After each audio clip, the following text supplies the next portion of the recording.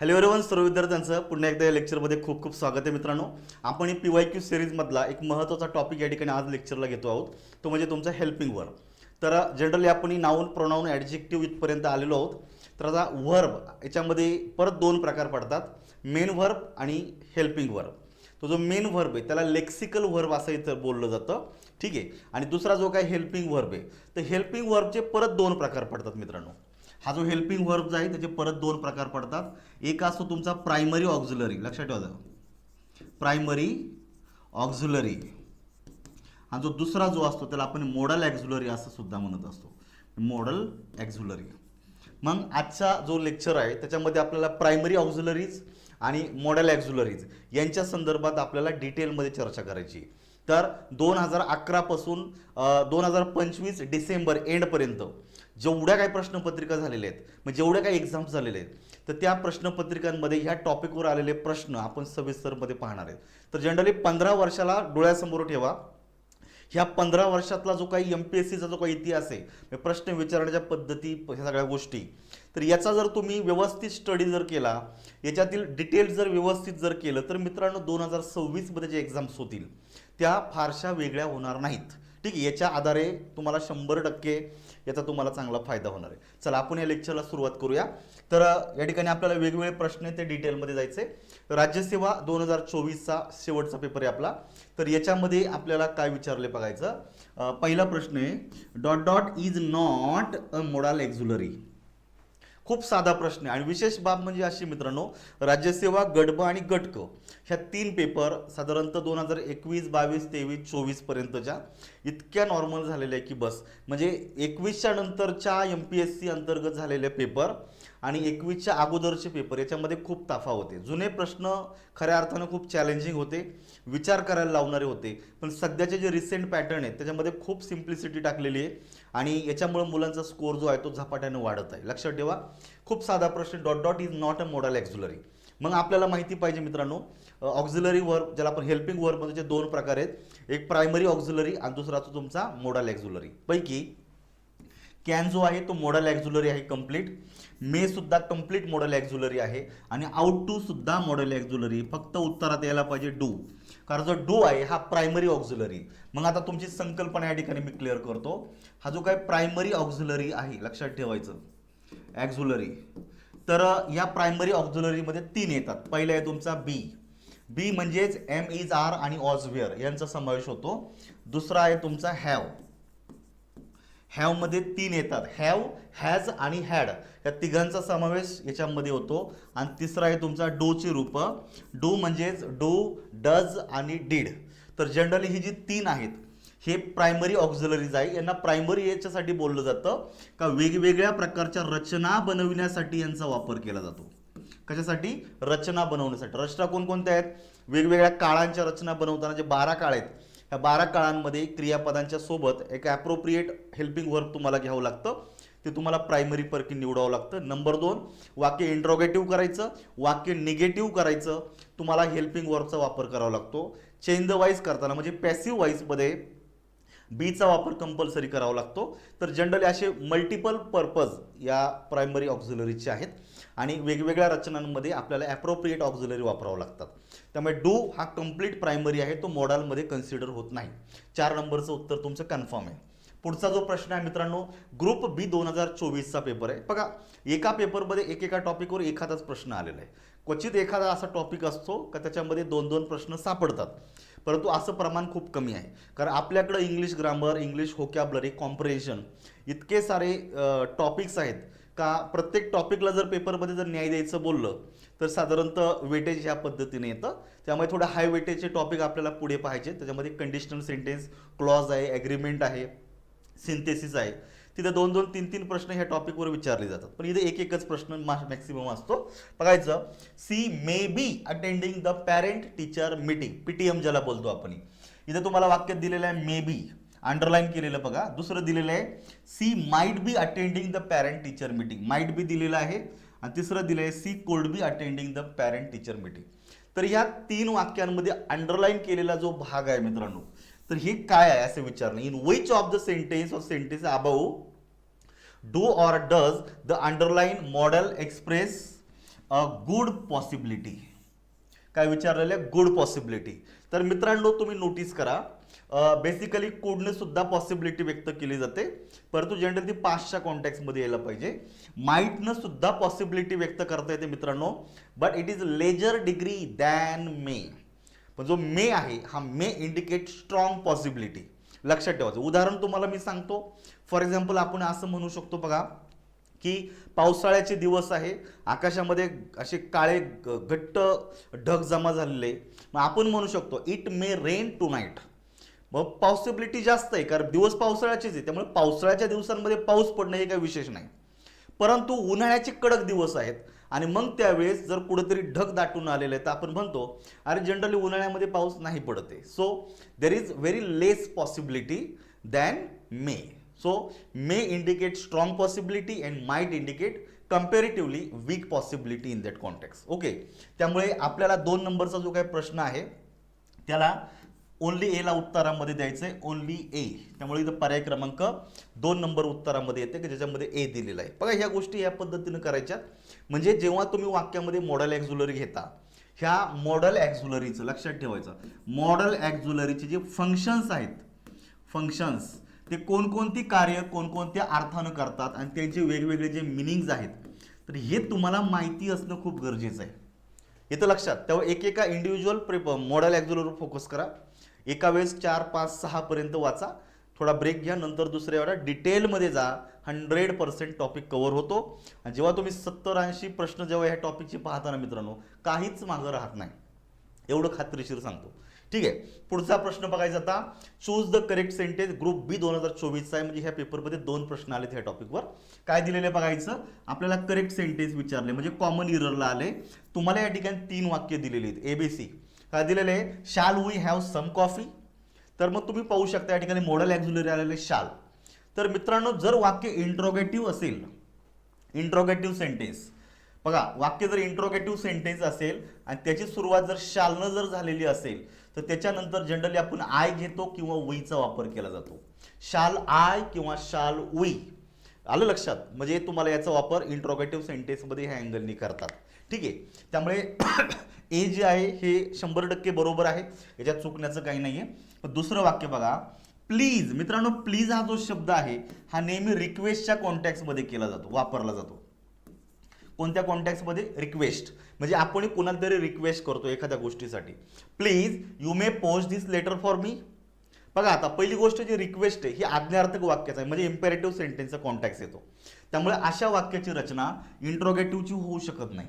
आणि दुसरी गोष्ट, वाक्याच्या शेवटी इंट्रोगेटिव्ह मार्क आहे, पण तुमच्या वाक्याची रचना बाकी इंट्रोगेटिव्हची नाही. तर पहिलं वाक्य बघा, इंट्रोगेटिव्हची सुरुवात या ठिकाणी हेल्पिंग वर्बनं झाली, त्याच्यानंतर सब्जेक्ट, त्याच्यानंतर तुमचा मेन वर्ब, उरलेलं वाक्याने इंट्रोगेटिव्ह मार्क आलेलं आहे. म्हणजे हेल्पिंग वर्ब किंवा WH वर्डनी तुमच्या वाक्याची सुरुवात होणं अपेक्षित होतं. दुसऱ्या वाक्यात तसं नाहीये, कारण जर वाक्याची सुरुवात जर कर्त्यानं झाली, सब्जेक्टनं झाली मित्रांनो, तर ह्या वाक्याच्या शेवटी इंट्रोगेटिव्ह मार्क कधीच येत नाही, म्हणजे वाक्य चुकलेलं आहे. ठीक आहे, त्यामुळे दुसरं चुकलेलं आहे. दुसरं म्हणजे बी उत्तरात घेऊ शकत नाही. बघा याच्यातला बी गेलेला आहे, याच्यात बी आहे तो पण गेला, याच्यात पण बी आहे तो पण गेला. म्हणजे 3 पर्यायातले बी उडवले तर उत्तर फक्त उरतं पर्याय क्रमांक 1. म्हणजे ते तिसरं वाक्य हे 100% चुकायला पाहिजे. चेक करा काय दिलेलं आहे. You may take off your hat, I cannot see the screen. आता याचं डोळ्यासमोर ठेवा का तुम्ही थिएटरमध्ये बसलेला आहात. काय थिएटरमध्ये बसलेला आहे, त्याच्या पलीकडं एखाद्या सभेला बसलेला आहात, समोर कोणतरी बोलत आहे आणि तुमच्या समोर एखादा व्यक्ती बसलेला आहे, त्याची हॅट आहे डोक्यावर, तशी माझी आहे तशी. ठीक आहे, तर हॅटमुळं काय होतं, मागचा व्यक्ती आहे त्याला दिसत नाही स्क्रीन पुढची. येतं लक्षात. टोपीमुळं मागच्या व्यक्तीला पुढचं स्क्रीन दिसत नाही. मग तो काय म्हणतोय, तुमची हॅट काढून ठेवा, मला स्क्रीन दिसत नाही. मग या ठिकाणी you may take your hat off, तर असं रचना होणार नाही. इथे मे इंडिकेट परमिशन, तर इथं परमिशन नाही द्यायची कुणाला.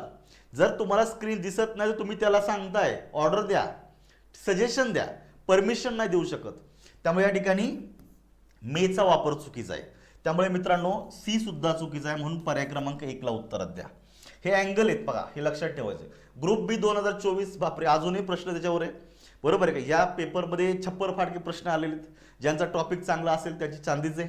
काय दिले बघा, identify the suitable modals which indicate some kind of rule in the following sentence. Some kind of rule. मग तुम्हाला रूल इंडिकेट करायचा. बघा हा खूप वेगळ्या टाईपचा प्रश्न दिसतोय, परंतु आहे इझी. काय दिलेलं बघायचं. In Delhi even the pillion riders dot dot wear a helmet. बघायचं. In Delhi even the pillion rider म्हणजे बघा बेसिकली काय होतं, गाडी चालवणार, टू व्हीलर चालवणारा एक व्यक्ती असतो, त्याच्या मागे एक बसलेला असते. म्हणजे कंपल्सरी बसावं असं काही नाही, पण ज्याला टू व्हीलर बोलतो दोन व्यक्ती येऊ शकतात, प्रवास करू शकतात. मग जो 2 नंबरला म्हणजे मागं बसलेला आहे, जो गाडी चालवतो त्याच्या मागे, तर त्याला सुद्धा हेल्मेट वापरणं कंपल्सरी आहे. म्हणजे एक रूल आहे. काय दिलेलं आहे दिल्लीमध्ये, रूल आहे. ॲक्सिडेंट वाढतात म्हणूनसाठी हेल्मेट सक्ती केलेली आहे त्यांनी. फक्त ड्रायव्हरसाठी नाही, म्हणजे गाडी चालवण्याच्या मागच्या व्यक्तीसाठी सुद्धा, टू व्हीलरवर. मग या कॉन्टॅक्टमध्ये मित्रांनो मस्ट हा रूल व्यक्त करत नाही. Must indicate compulsion, necessity. त्यामुळे हे येणार नाही. पण तुमच्या वाक्याचा सब्जेक्ट आहे पिलॉन रायडर्स. रायडर्स अनेक वचनी आहे, त्यामुळे मित्रांनो हॅज येणार नाही, कारण हॅज हा एक वचनी आहे. तुम्हाला माहिती पाहिजे हॅज आहे हेल्पिंग वर्ब, हा सिंग्युलर आहे. पण जो दुसरा जो हॅव आहे हा हॅव बाकी प्लुरल आहे. एस-एल म्हणजे सिंग्युलर, पी-एल म्हणजे प्लुरल, हे लक्षात ठेवायचं. त्यामुळे जर करता अनेक वचनी असेल तर हॅज येणार नाही. तिसरा पर्याय रिमूव्ह झाला. हॅव टू आणि शुड. शुड इंडिकेट आपण म्हणतो की ॲडवाईस अशा अर्थाने येऊ शकतं. त्यामुळे 4 नंबरचा प्रश्न नीट लक्षात ठेवा मित्रांनो, हॅव टू येतं. Have to indicate obligation. पहिली गोष्ट हॅव टू इंडिकेट ऑब्लिगेशन. आणि नोटीस करा टू घेत, आता टूच्या नंतर क्रियापद मूळ रूपात येतं, म्हणजे बाय डिफॉल्ट पुढे इन्फिनिटिव्ह वापरलं जातं. मग या केसमध्ये जेव्हा तुम्ही हॅव वापरता, एखादं कार्य एखादी गोष्ट तुमच्यासाठी बंधनकारक आहे, म्हणजे हा तुमच्यासाठी रूल आहे आणि तो रूल तुम्हाला फॉलो करायचा आहे. म्हणजे हॅव टू हा ऑब्लिगेशनच्या कॉन्टॅक्टमध्ये 100% बरोबर येतोय. पर्याय क्रमांक 2ला मार्क करा. त्यामुळे हॅव टू आणि हॅज टू नोटीस करायचं. हॅव टू आणि हॅज टू, तर जनरली टू जेव्हा येतो त्याच्यानंतर पुढे क्रियापद मूळ रूपात येते, ते वेअर आलेलं आहे. तर have to indicate obligation. Obligation म्हणजे एखादी गोष्ट करणं आपल्यासाठी बंधनकारक आहे, येतं लक्षात. तर हा एक पॅटर्न आहे. पुढचा प्रश्न बघायचं. Identify the function. हा एक इम्पॉर्टंट पार्ट आहे. Function of model auxiliary cooled in the given sentence. बघा वाक्य दिलेले आहे तुम्हाला, 2 वाक्य दिलेली आहेत आणि या 2 वाक्यांमध्ये कुल्ड या मॉडल ॲक्झिलरीचं फंक्शन विचारले. काय दिले बघायचं. You could take the 4 of the castles tomorrow. निश्चित मित्रांनो कुल्ड जो आहे हा या ठिकाणी सजेशन दिलेलं आहे. You could take the 4 of the castle tomorrow. तर जरा वेळ नोटीस करा, यांनी या कुल्डनी पॉसिबिलिटी तर व्यक्त होत नाहीये, बरोबर आहे ना. ऑब्लिगेशन म्हणजे बंधनकारकता पण व्यक्त होत नाही आणि पोलाइटनेस सुद्धा ह्या पद्धतीने व्यक्त होत नाही. त्यामुळे इथं उत्तर इथं निघायला पाहिजे. जर तुम्हाला डाऊट आहे का पहिल्यावरून तुम्हाला जरा कन्फ्युजन आहे, तर दुसरं वाक्य बघा, त्याने जास्त क्लिअर होईल. This new drug. ड्रग म्हणजे औषध, लक्षात ठेवायचं. हे जे काही नवीन औषध मार्केटमध्ये आलेले, जसं आता कोरोना व्हायरस आला, तर कोरोना व्हायरसमुळे जग पूर्णपणे ज्याला आपण म्हणतो डिस्टर्ब होऊन गेलं. ह्या काळामध्ये ह्या जगाला वाचण्याची, जगण्याची एक उमेद म्हणजे कोरोना व्हायरसचं लस होती. व त्यावेळेस बोललं जायचं की ही जी लस आहे ही कदाचित आपल्याला ह्या कोरोना व्हायरसपासून वाचवू शकते. नोटीस करा या ठिकाणी द न्यू ड्रग हा झाला वाक्यामध्ये subject. Could be an important step in the fight against cancer. जसं आता रशियामध्ये काय केलेलं आहे असं बोललं जातं, जे आपण न्यूजपेपरमध्ये बातम्या ऐकतो, जनरली मोबाईलमध्ये वगैरे. तर जनरली बोललं आहे का रशियानं एक लस विकसित केलेली आहे, ती कॅन्सरसाठी आहे. कॅन्सरच्या वेगवेगळ्या जे काही फॉर्मॅट्स, वेगवेगळे रोग आहेत, कॅन्सरचे वेगळे टाईप्स आहेत, तर त्यांच्यावरती 100% उपयोगाला पडते अशी आहे. मग आपण असं म्हणू शकतो हे जे नवीन औषध मार्केटमध्ये आलेलं आहे ते कॅन्सरच्या अगेन्स्ट फाईट करण्यासाठी एक महत्त्वाची स्टेप आहे. तर नोटीस करा इथं कुल्ड इंडिकेट पॉसिबिलिटी. 100% शुअरिटी नाही दिलेली, बट इट इंडिकेट पॉसिबिलिटी. आणि पॉसिबिलिटी मित्रांनो, पहिली गोष्ट हा जो काय कोड आहे हा रिक्वेस्ट कधीच करत नाही ह्या अँगलनी, बरोबर आहे की नाही. तो परमिशनही देत नाही आणि तो या पद्धतीने येणार नाही. म्हणजे पॉसिबिलिटी येत असेल तर 3 नंबरला या ठिकाणी उत्तरात तुम्हाला घ्यायचं आहे. पुढे आयडेंटिफाय द करेक्ट सेंटेन्स. मित्रांनो या ठिकाणी तुम्हाला 3 वाक्य दिलेली आहेत आणि त्यातले तुम्हाला करेक्ट सेंटेन्स ओळखायचे. पाहू काय दिलेलं आहे. आता राज्यसेवा 23चा पेपर आहे. The fire spread through the building quickly but everybody could escape. बघा मित्रांनो जो काही फायर आहे, अग्नी आहे, तो पूर्णपणे बिल्डिंगमध्ये काय झालेलं आहे, अगदी अचानकपणे क्विकली तो पसरलेला आहे, बरोबर आहे की नाही. पुढे दिलेला बट हा कंजक्शन आहे, परंतु बट एव्हरीबडी कुड एस्केप, म्हणजे प्रत्येक जण जो आहे तो या ठिकाणी बाहेर पडू शकत होता.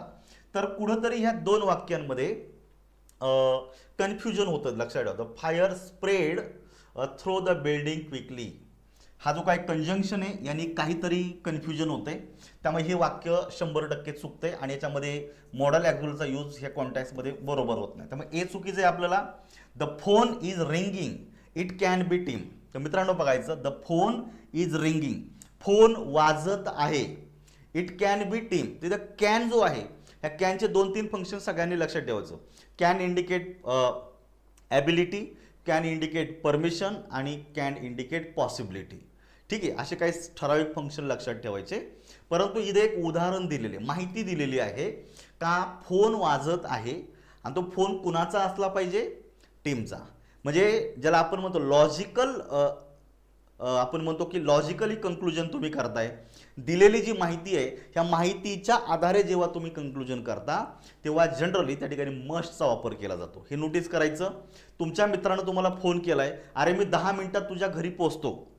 तुमचं घर आतून बंद आहे, तुम्ही आतमध्ये बसलेला आहात आणि बरोबर एक 8-10 मिनिटाच्या आसपास कुणीतरी डोरला टकटक वाजवलं. मग तुम्ही काय म्हणणार, अरे 10 मिनिटापूर्वी माझ्या मित्रानं सांगितलं होतं का मी येतोय घरी. म्हणजे बाहेर जो व्यक्ती टकटक वाजवतो तो मित्र असला पाहिजे. बाहेर अगोदर जी माहिती तुम्हाला मिळाली ह्या माहितीच्या आधारे तुम्ही जे कंक्लुजन करता, लक्षात ठेवा, conclusion from the non fact व यूज मस्ट ओव्हर देअर. त्यामुळे या ठिकाणी इट मस्ट बी टीम पाहिजे होता. मस्ट हे मॉडल ॲक्झुलर जास्त ॲप्रोप्रिएट आलं असतं. बी पण चुकलेलं आहे. मग बघायचं मित्रांनो, बी नको आहे, हा पण बी गेला म्हणजे हा पर्याय गेला. म्हणजे आता राहिले फक्त ए आणि सी. जर आपण एला रिमूव्ह केला तर सी बरोबर यायला पाहिजे. What do I have to do to get a driving licence. वाक्य इंट्रोगेटिव्ह आहे, WH वर्डने सुरुवात झालं. वाक्यामध्ये हेल्पिंग व्हर्ब आलेला आहे डू, नंतर सब्जेक्ट आला हॅव, हा तुमचा मेन व्हर्बचंच कार्य करतं. इथं टू डू आणि टू गेट हे इन्फिनिटिव्ह आहे. तर जनरली याच्यात काही प्रॉब्लेम नाही आहे. तर सी जे वाक्य आहे हे कॉन्टॅक्च्युअली बरोबर येतं, म्हणून ओनली सीला पर्याय क्रमांक 3. पुढे बघा, everybody dot dot speak the truth. प्रत्येकानं खरं बोललं पाहिजे, लक्षात ठेवायचं. दिस इज कंपल्सरी फॉर एव्हरीबडी, प्रत्येकानं खरं बोलावं. जनरली आपण याला ऑब्लिगेशन म्हणू शकतो. या ठिकाणी जेव्हा तुम्ही ऑब्लिगेशन सांगता तर शुड हा जास्त ॲक्युरेट होतो. एव्हरीबडी विल होणार नाहीये, मे सुद्धा होत नाही आणि ओल्डचाही काही संबंध नाही. Everybody should speak the truth. 1 नंबरचं उत्तर येतंय. He can drive a sports car. Notice करा मित्रांनो, he can drive a sports car. तर तो व्यक्ती जो कोणी असेल तो स्पोर्ट्स कार जी आहे ती चालवू शकतो. इट मीन्स ॲबिलिटी काय व्यक्त झालेली आहे मित्रांनो, ॲबिलिटी ह्या मॉडेल ॲक्झुलरने व्यक्त झालेली. त्यामुळे द अंडरलाईन मॉडेल वर एक्सप्रेसेस, काय एक्सप्रेसेस करतो, आस्किंग परमिशन, परमिशन नाही मागितलेली. मग जर वाक्य जर परमिशन करायचं असतं तर काय झालं असतं, can I drive this sports car आणि इंट्रोगेटिव्ह मार्क. कारण इथं परमिशन नाहीच आहे, त्यामुळे परमिशन होणार नाहीये. प्रोबॅबिलिटी म्हणजे शक्यता नाहीये. नेसेसिटी म्हणजे गरज असणे होत नाहीये. ही आहे ॲबिलिटी. Can indicate ability. तर हा मेन फंक्शन आहे, लक्षात ठेवायचा. What does the underline modal verb expresses in the given sentence. काय विचारले, people should not venture in to the deep water of the ocean. बरोबर आहे. शुड नॉट व्हेंचर म्हणजे धाडस करू नये लोकांनी कशामध्ये, जे काही खोल पाणी आहे समुद्राचं, जास्त पुढे गेल्याच्या नंतर समुद्र खोल होत जातो. तर खोल पाण्यामध्ये कुठल्याही प्रकारचं असं धाडस या ठिकाणी करू नये. जी लोक आता उन्हाळ्यामध्ये वगैरे समुद्र किनाऱ्यावर जातात ते खूप आत जात राहतात आणि नंतर अशानं ओहोटी चालू झाली वगैरे का ते पाण्याबरोबर मागे जातात. गेले का ते कायमचेच गेले, ते परत पुढे येतच नाही. त्यामुळे शक्यतो एका लिमिटपर्यंत तुम्ही पाण्यामध्ये जाऊ शकता. लिमिट क्रॉस केल्याच्या नंतर धोका वाढतो. त्यामुळे पीपल शुड नॉट व्हेंचर, लोकांनी अशा प्रकारे धाडस करू नये. मग आता इथं शुड नॉट व्हेंचर, तर जो शुड आहे तर तो इथं प्रोबॅबिलिटी सांगतो का, प्रोबॅबिलिटी म्हणजे शक्यता, काहीच कंपल्शन नाहीये.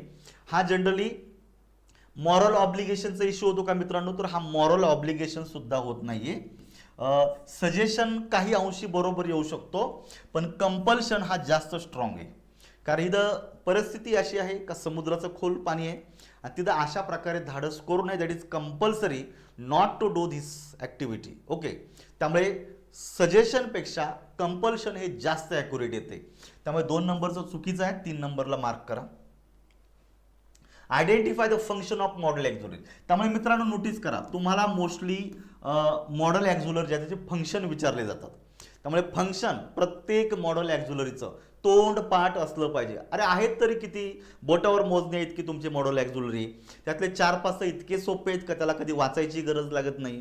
म्हणजे तुम्हाला फार फार तर 7 ते 8च मॉडेल ॲक्झुलरी का त्यांना थोडं सविस्तरपणे समजून घ्यायचे. 2-3 वाचा, 100% प्रॉब्लेम सॉल्व्ह होतो. लोड घ्यायची या ठिकाणी बिलकुल गरज पडत नाही मित्रांनो. त्यामुळे इथं तुम्हाला फंक्शन विचारले बघायचं. 1 cooled walk miles in the jungle without seeing even a wild rabbit. म्हणजे असं आहे का तुम्ही जंगलामध्ये गेला म्हणजे तुम्हाला सिंह दिसेलच असं भाग नाही. लक्षात, तुम्ही जंगलामध्ये गेला, जंगलातून चाललेलं आहे म्हणजे तुमचं वाघाबरोबर दर्शन होईन असं काही नाही. कधी कधी असं होतं का तुम्ही अख्खं जंगल पालतं घालता पण तुम्हाला साधा एखादं रानटी ससा सुद्धा दिसत नाही. That is possibility. काय होतं, दॅट इज पॉसिबिलिटी. त्यामुळे या ठिकाणी ॲबिलिटीचा काही संबंध नाही या ठिकाणी लक्षात ठेवायचं. परमिशनचा पण नाहीये, ऑब्लिगेशन म्हणजे बंधनकारकता असं पण नाही. जनरल ही पॉसिबिलिटी. म्हणजे तुम्ही जंगलात गेल्याच्या नंतर तुम्हाला कदाचित कधी कधी जंगलामध्ये वाईल्ड रॅबिट सुद्धा दिसणार नाही. तर ह्या पद्धतीनं तुम्ही पाहू शकता. 3 नंबरचं उत्तर 10चं ॲक्युरेट येतंय. पुढचा प्रश्न आहे, fill in the blanks with the appropriate modal auxiliary विचारले. I am feeling sick. बघा मी आता खूप अशानं सिक फील करतो आहे म्हणजे आजारी पडलेला आहे. I dot dot so much chocolates. पहिली गोष्ट, माझ्या खाण्यात जरा जास्त काही पदार्थ आलेले आहेत आणि त्याच्यामुळे माझं पोट दुखायला लागले, किंवा मी थोडा वीक झाल्यासारखं वाटतोय, माझी तब्येत खराब झाल्यासारखी मला वाटते. मग पहिलं वाक्य सांगतं आय एम फिलिंग सिक, मला थोडंसं माझी तब्येत खराब झाल्यासारखी वाटते, आजारी पडल्यासारखं वाटते. मग पुढच्या वाक्यात कारण दिलेलं आहे मित्र, I dot dot so much chocolates. म्हणजे मी जास्त प्रमाणामध्ये चॉकलेट काय करायला पाहिजे होतं, खायला नाही पाहिजे होतं. बरोबर आहे की नाही. आय शुड ईट होतं का रे. आजारी पडल्याच्या नंतर चॉकलेट खायला पाहिजे का, असं काय आहे का चॉकलेट खाल्ल्याच्या नंतर आजार बरा होतो, डॉक्टरकडे जायची गरज नाही, काहीच संबंध नाही याचा. त्यामुळे पहिलं वाक्य चुकलेलं आहे. दुसरं दिलेलं आहे, I should have Eton so much chocolate. काय प्रॉब्लेम येतो, काहीच नाही. त्यामुळे शुड हॅव एटन व्हायला नाही पाहिजे होतं. बरोबर का, मी जास्त चॉकलेट खायला पाहिजे होत्या असा अर्थ होतो. त्यामुळं अर्थ मॅच होत नाही. त्यामुळे दुसरा सुद्धा या ठिकाणी 11 साठी या ठिकाणी चुकतोय मित्रांनो. तिसरं बघा, आय शुडंट ईट दिलेले आहे, मी खायला नाही पाहिजे. तर शुडच्या नंतर लगेच क्रियापद मोड रूपात आलेले, दॅट इज इंडिकेट, आपण त्याला म्हणू शकतो ॲडवाईस होऊ शकतो. त्यामुळे असं होणार नाही कारण क्रिया ऑलरेडी घडून गेलेली आहे. मी आजारी पडलोय म्हणजे मी अगोदर काहीतरी खाल्लेलं आहे, मग आता मी म्हणतोय मला आता आजारी पडल्यासारखं वाटते, बरं वाटत नाही, मी जास्त चॉकलेट खायला नव्हत्या पाहिजे. नोटीस करा, घडून गेलेली क्रिया आहे म्हणजे ॲटलिस्ट पूर्ण वर्तमान काळ चालेल. I should not have Eton so much chocolate. तर या ठिकाणी 4 नंबरचं एक्झॅक्ट उत्तर या ठिकाणी 11चं आहे. मग त्याला उत्तरामध्ये द्या. पुढचा प्रश्न आहे, choose the correct sentence. Technical pre 2022चा पेपर आहे मित्रांनो. हे जनरली MTS ज्याला बोलतो, महाराष्ट्र टेक्निकल सर्व्हिसेस, त्या अंतर्गत हा पेपर होतो. या ठिकाणी 3 वाक्य दिलेली आहेत आणि त्यातलं आपल्याला करेक्ट सेंटेन्स विचारले. बघा, यू मस्टंट ड्रायव्हिंग फास्ट. तर एक सगळ्यात इम्पॉर्टंट गोष्ट मित्रांनो, तुम्ही वाक्यामध्ये कुठले मॉडेल ॲक्झुलर जेव्हा घेता तर मॉडेल ॲक्झुलरच्या नंतर नेहमी क्रियापद हे मूळ रूपामध्ये येतं. V1 म्हणजे क्रियापद आहे मित्रांनो, त्याला यस, ES, ING, ED याच्यातला असा कुठलाही प्रत्यय जोडला जात नाही. ते क्रियापद हे मूळ रूपात पाहिजे. त्यामुळे मित्रांनो मस्टंट इथपर्यंत ठीक आहे, पण ड्रायव्हिंग नाही होणार. यू मस्टंट ड्राईव्ह, DRIVE पाहिजे होता. ड्रायव्हिंग चुकीचा आहे. त्यामुळे मित्रांनो ए काय झालेलं आहे, चुकलेलं आहे. आपल्याला काय विचारले, करेक्ट. ए उत्तरात येईल का रे, येणार नाही. मग ए असणारे पर्याय 0 मिनिटात डिलीट करा.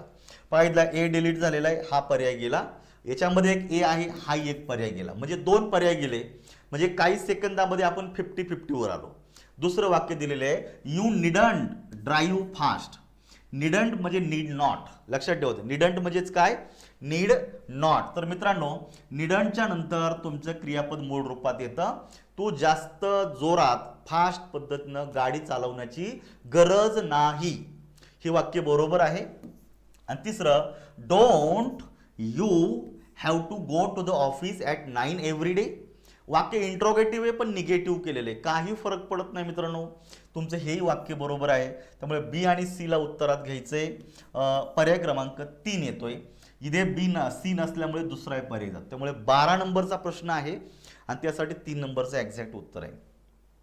You ought to be considerate towards your patient. Ought to जो आहे मित्रांनो, तर हे लक्षात ठेवायचं. आउट टू हा जो मॉडल ॲक्झुलरी आहे, तर आउट टू हा मॉडल ॲक्झुलरी हा मोस्टली मॉरल ड्युटी इंडिकेट करतो. म्हणजे एखादं कार्य हे तुमचं नैतिक कर्तव्य आहे. तुम्ही जर डॉक्टर असाल, तुम्ही जर नर्स आहे, तुम्ही जर या ठिकाणी मेडिकल स्टाफमधला एखादा व्यक्ती आहे, तर तुमचे जे काय पेशंट आहे त्यांच्याबरोबर तुमचं जे बिहेवियर आहे, त्यांच्याबरोबर तुमचं जे काही वर्तणूक आहे ही थोडीशी योग्य पद्धतीनं पाहिजे. ठीक आहे. तो आजारी पडलाय म्हणजे तो गुन्हेगार नाही आहे. आले का लक्षात? तो आजारी पडलाय म्हणजे गुन्हेगार नाही आहे आणि तुम्ही त्याचा आजार बरा करताय म्हणून तुम्ही काही मालक नाही आहे. That's your duty. हे आपलं कर्तव्य म्हणून केलं पाहिजे. त्यामुळे हे moral obligation, moral duty indicate करतं. त्यामुळे नेसेसिटी नको आहे, ऑब्लिगेशन म्हणजे बंधनकारकता नाही आहे, हे माइल्ड कंपल्शन नको आहे. मॉरल ड्युटी बी कुठे आहे? बी दिलाय पर्याय क्रमांक 3 मध्ये. तिथं भले बी 2 ठिकाणी पण हा 3 मध्ये दिलेला आहे, याला उत्तरात घ्या. इथे बघा आता खूप सोपा प्रश्न आहे. काय दिलेलं आहे? The sparrows would come in to his hut and pick up the crumb of food from his hand. They must stop. इथे दिलाय शुड आणि या ठिकाणी दिलेले हॅव टू. आणि विचारले द अबव सेंटेन्स हॅव. ह्या सगळ्या वाक्यांमध्ये अंडरलाईन केलेले शब्द काय आहेत? कोणी पण सांगेल हे मॉडल ॲक्झुलरी मध्ये येतात. ऍक्च्युली यांनी अंडरलाईन करताना त्यांनी फक्त एका शब्दाला करायला होती, ती ओल्डला. यांनी कमला पण अंडरलाईन केलेली आहे, स्टॉपला पण केलेली. जनरली अंडरलाईन एवढीच पाहिजे होती, कारण उत्तरामध्ये ज्या अर्थी त्यांनी मॉडल ॲक्झुलरी उत्तर दिलेलं आहे त्या अर्थी सोबत मेन व्हर्बला अंडरलाईन नव्हती पाहिजे. आता that may be a silly mistake आणि अशा गोष्टी आयोग कन्सिडर करतं, उत्तर चेंज करत नाही. त्यामुळे 14 नंबरचा जो प्रश्न आहे त्याचा 3 नंबरचं करेक्ट आन्सर आहे. पुढे बघा. He would rather die than involved in the vulgar and corrupt activities. Would rather, तर बेसिकली मित्रांनो बघायचं, ओल्ड रादर ही रचना आहे आणि हॅड बेटर ही एक रचना आहे. तर ओल्ड रादर नावाची जी रचना आहे ती बेसिकली सांगते choice or preference between two ideas. तुमच्या पुढे 2 चॉईस आहेत. एक, तुम्ही अशा रीतीनं मरण पत्करा, कशापेक्षा? अशा वल्गर किंवा करप्ट ॲक्टिव्हिटीमध्ये सामील होण्यापेक्षा. दुसरी गोष्ट, एक तर तुम्ही तुमचं कार्य करप्ट ॲक्टिव्हिटीनं चालू करा आणि तुमचं लाईफ जगा. मग एखादा व्यक्ती म्हणतो, मॉरल स्टँड घेतो का मी समाजाच्या विरोधात जाणार नाही, मी लोकांच्या विरोधामध्ये जाणार नाही आणि मी चांगलं कार्य करणार आहे, त्यामुळे मी मरण पत्करेल. कशापेक्षा? अशा करप्ट ॲक्टिव्हिटीमध्ये सामील होण्यापेक्षा. सो देअर आर 2 चॉईसेस आणि सिलेक्ट वन ऑफ देम. तर जनरली बघायचं मित्रांनो, द अंडरलाईन वर्ड दिलेला आहे, तर हा विश और डिझायर नाही आहे, पोलाइट रिक्वेस्ट नाही, मोस्टली येतो तो चॉईस और प्रिफरन्स. त्यामुळे विसरू नका, ओल्ड रादर ही जी रचना आहे ही ओल्ड रादर, ओल्डच्या नंतर रादरच येतो, लक्षात ठेवायचं. याने मोस्टली चॉईस और प्रिफरन्स बिटवीन 2 आयडियाज. आलं, तुमची पसंती कशाला आहे हे याच्यामध्ये दिलं जातं. 2 नंबरचं उत्तर करेक्ट आहे. पुढचा, shall I buy a scooter. Departmental PSI 2021चा पेपर आहे मित्रांनो. शाल आय बाय अ स्कूटर हे वाक्य इंट्रोगेटिव्ह आहे. तुम्हाला मी पहिल्या वाक्यात सांगितलं होतं, शाल जेव्हा तुम्ही घेता त्याच्यानंतर इंट्रोगेटिव्ह सेंटेन्समध्ये आय किंवा वीचा वापर होतो आणि वाक्य इंट्रोगेटिव्ह होतं. शाल आय किंवा shall we. So modal in the sentence above has been use to express promise. अजिबात प्रॉमिस दिलेलं नाहीये. पुढे दिलेलं आहे सजेशन आणि गिव्हिंग ॲडवाईस. कुणाला ॲडवाईस दिले का? तर जर मला स्कूटर विकत घ्यायची आहे तर मी दुसऱ्याला ॲडवाईस कशाला देईन? म्हणजे हा ॲडवाईस सुद्धा येत नाहीये. त्यामुळे लक्षात ठेवा मित्रांनो, बेसिकली प्रश्न विचारलाय म्हणजे दुसऱ्याला तुम्ही काय करताय? Seeking permission. बरोबर आहे. सजेशन सुद्धा देत नाही. बेसिकली हा सिकिंग परमिशन, दुसऱ्याकडनं परमिशन घेताय, मी अशानं स्कूटर विकत घेऊ का? मग समोरचा व्यक्ती परमिशन देईन अथवा नाकारतो, भाग पुढचा. But that concern person ask the permission to someone. Okay. त्यामुळे सीला उत्तरात घ्यायचे मित्रांनो. सी येतोय पर्याय क्रमांक 3 मध्ये. हे बाकीचे 100% चुकीचे आहेत ह्या अँगलने. पुढे बघा. Choose the modal auxiliary from the underlined words. काय दिलेले? It was not necessary for me to buy it. मित्रांनो, राज्यसेवा 2019चा पेपर आहे, त्याच्यामध्ये काय दिलेलं बघा, इट वॉज नॉट नेसेसरी, गरज नसणे. इथं नेसेसरी हा शब्द इम्पॉर्टंट आहे मित्रांनो. नेसेसरी गरज असणे, गरज नसणे. तर गरज ह्या अर्थाचं मॉडल ॲक्झिलरी कुठलं आहे मित्रांनो, नीड एकच model auxiliary. So need indicate necessity, लक्षात ठेवायचं, नेसेसिटी. तर हे लक्षात ठेवायचं. पण वाक्य कुठल्या काळातले, ऑज आला म्हणजे भूतकाळातले.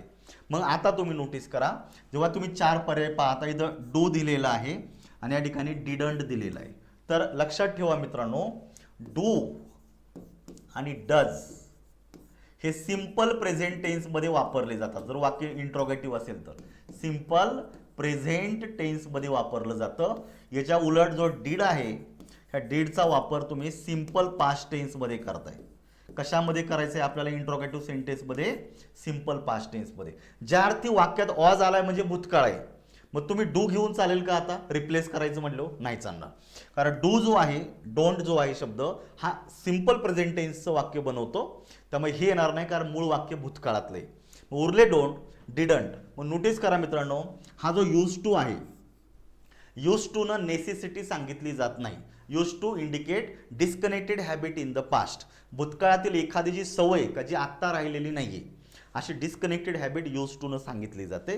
त्यामुळे याचा काही संबंध नाही. या ठिकाणी उत्तर येतं 4 नंबरचं, I didn't need to buy it. Need to indicate necessity, गरज नसणे, ह्या कॉन्टेक्चुअली उत्तर बरोबर आहे. ठीक आहे, पुढे बघा, he dot dot not wear a necktie if he doesn't want to.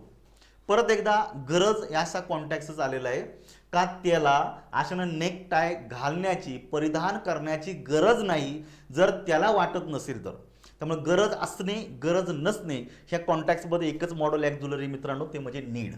आणि नीड हे मॉडल ॲक्झिलरी हे मोस्टली जेव्हा ते हेल्पिंग वर्ब म्हणून येतं, मॉडल ॲक्झिलरी म्हणून येतं, हे मोस्टली निगेटिव्ह वाक्यात जास्त वापरलं जातं. आलं लक्षात. पण अशा अर्थ असा होत नाही का पॉझिटिव्ह वाक्यात वापरत नाही, पॉझिटिव्ह वाक्यात येतं, पण याचा मोस्ट ऑफ दी जो यूज आहे हा निगेटिव्ह वाक्यामध्ये, म्हणजे नीड नॉटच्या कॉन्टेक्स्टमध्ये येतो. 4. पुढचा प्रश्न आहे, select the correct meaning of the underline modal verb in the following sentence. वनसेवा प्रे 2019चा पेपर आहे. आय एम टायर्ड, आता मी थकलेलो आहे. आय एम टायर्ड, मी थकलेलो आहे. Now you can drive a car. बघा, मी गाडी चालवतोय, गाडी चालवून थकलोय. मग आपण दुसऱ्या व्यक्तीला सांगते आता तू गाडी चालवू शकतो. It means someone has given permission to other person to drive a car. Okay, त्यामुळे या ठिकाणी पॉसिबिलिटी नाहीये, हा येतो परमिशन मध्ये. त्यामुळे ॲबिलिटी, ऑब्लिगेशन ह्या गोष्टी येत नाही. साधे साधे प्रश्न आहेत. पुढचं, आता हा प्रश्न छान आहे मित्रांनो, लक्षात ठेवायचं. IMP तुम्हाला माहिती असू द्या. Do as a lexical verb, तुम्हाला हे माहिती पाहिजे मित्रांनो. लेक्सिकल वर्ब म्हणजेच मेन वर्ब. लेक्सिकल वर्ब म्हणजेच काय, मेन वर्ब. मेन वर्बला तो शब्द आहे. So do is a lexical verb and as dot dot has the full range of forms including the present participle, doing and the past participle done. कारण मुख्य क्रियापदाचेच वेगवेगळे रूप बनतात. हेल्पिंग वर्बचे असे रूप नाही बनणार आहे, बरोबर आहे की नाही. कारण हेल्पिंग वर्बला मोस्टली अशा ING वगैरे जास्त हे होत नाही.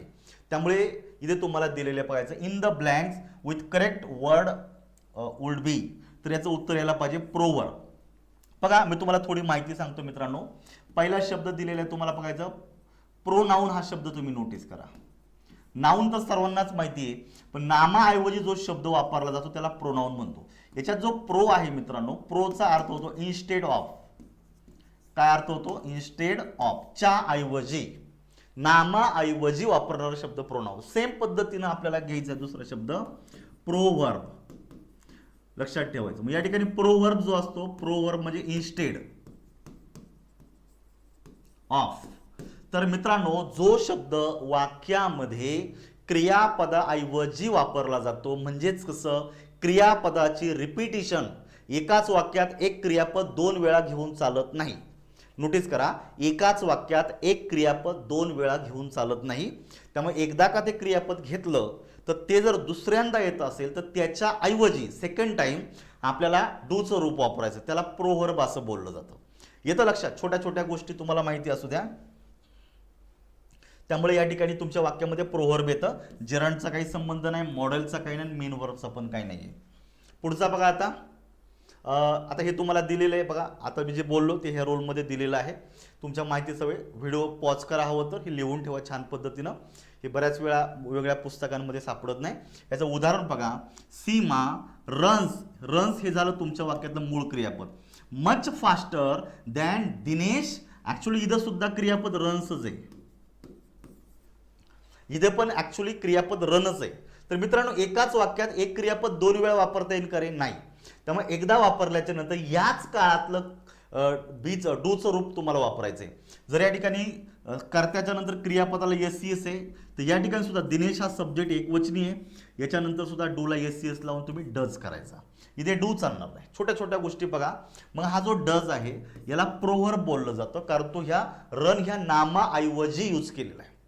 हे छोट्या छोट्या गोष्टी समजून घ्या. पुढचा प्रश्न, आयडेंटिफाय द करेक्ट सेंटेन्स. मित्रांनो, I could read that book in 2 hours yesterday. मी अशा रीतीनं 2 तासामध्ये हे पुस्तक वाचू शकत होतो. आणि दुसरं दिलेलं आहे, I was able to read that book in 2 hours yesterday. तर 21 नंबरचा प्रश्न, याची काही माहिती का ते पाहूया. नाही. हां, तुम्हाला याची थोडीशी माहिती सांगतो, समजून घ्या. बेसिकली काय जनरली याच्यामध्ये दिलेलं आहे. तर बघा, आय कुड रीड. आता जनरली जेव्हा तुम्ही कुड इंडिकेट पॉसिबिलिटी, कुडनी काय व्यक्त केलेलं आहे मित्रांनो, या ठिकाणी पॉसिबिलिटी व्यक्त केलेली आहे. तर मित्रांनो, नोटीस करा मित्रांनो तुम्ही, का जेव्हा तुमच्या वाक्यात कुड येतो तो पॉसिबिलिटी व्यक्त करत असतो. ही जनरल पॉसिबिलिटी आहे. कशी पॉसिबिलिटी पाहिजे? जनरल. पण जेव्हा तुम्ही स्पेसिफिक पॉसिबिलिटी वापरताना त्या ठिकाणी तर कुड ऐवजी वॉज एबल टू हा जास्त सुटेबल असतो. त्यामुळे ही रचना नको आहे आपल्याला. वॉज एबल टूला मार्क करा. बीला उत्तरामध्ये घ्यायचं आहे. ओनली बी हा 21 साठी पर्याय क्रमांक 2 मध्ये तुमचं करेक्ट आन्सर येते. आता हा जो प्रश्न आयोगाने कॅन्सल केलाय फॉरेस्ट 2018चा, का केलाय ते पाहूया. तुम्हाला 4 वाक्य दिलेले आहेत आणि त्यात विचारले, you must stop chewing tobacco. He used to, they have to बोललं का ऑब्लिगेशन, विसरायचं नाही. आणि डेअर नॉट, डेअर. तर हे सगळे काय, the underlined words in the about sentence have verbs. बरं, ट्रान्झिटिव्ह, ऑक्झिलरी, इनट्रान्झिटिव्ह आणि मॉडल. तर बेसिकली मित्रांनो, जे अंडरलाईन केलेले जे वर्ब आहेत हे मॉडल ऑक्झिलरी आहेत. ठीक आहे, म्हणजे मस्ट मॉडेल आहे, यूज टू वगैरे आहे. त्यामुळे इथं ऑक्झिलरी पण दिलंय, मॉडल पण दिलंय. तर ह्या अशा गोष्टी नाही चालत. त्यामुळे इथं एक एक्झॅक्ट उत्तर निघत नाही. प्रश्न आयोगाने कॅन्सल केलेला आहे. पुढे बघा, shall I buy a scooter. Repeat झालेले मित्रांनो. सिकिंग परमिशन, जास्त चर्चा नको. Choose the best among the option to fill in the blanks. मित्रांनो, मग तुम्हाला सांगितले ओल्ड जर आला तर ओल्डच्या नंतर तुम्ही रादर घेता मोस्टली. तर इथं रचना तयार झाली ओल्ड रादर. तशीच एक रचना आहे तुमच्यासाठी, हॅड बेटर. कशी रचना आहे तुमची? Had better. त्यामुळे जर इथं बेटर आला ना तर त्याच्या आधी हॅडचा हा स्ट्रॉंग यूज असतो. 1 नंबरची रचना लक्षात ठेवायची. आता बघा, MPSC 2017चा पेपर आहे, मॅचिंग पेअरसाठी आलेला आहे. आता प्रश्न थोडा मोठा असल्यामुळे जरा पुढे मागे झालेला आहे, पण ठीक आहे, समजून घ्या. Match the following to fill in the blanks.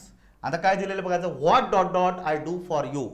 मी तुझ्यासाठी काय करू शकतो, नाही ॲबिलिटी व्यक्त केलेली. म्हणजे या ठिकाणी तुम्हाला जे 4 मॉडेल ऑक्झिलरी आहे, तर याच्यापैकी तुम्हाला या ठिकाणी कॅनचा वापर जास्त ॲक्युरेट होतो. तुम्हाला बघा, मे, कोल्ड, कॅन आणि old. What can I do for you. मी तुझ्यासाठी काय करू शकतो. शकने बोलल्याच्या नंतर तुम्ही कॅनचा वापर हा जास्त होतो. त्यामुळे ए साठी तुम्हाला 3ला मार्क करायचे, लक्षात ठेवायचं. मग बघा, ए साठी 3 हा एकाच ठिकाणी आहे मित्रांनो. त्यामुळे जास्त लोड घ्यायची गरज आहे का? काही नाही. हे तर 100% बरोबर आहे.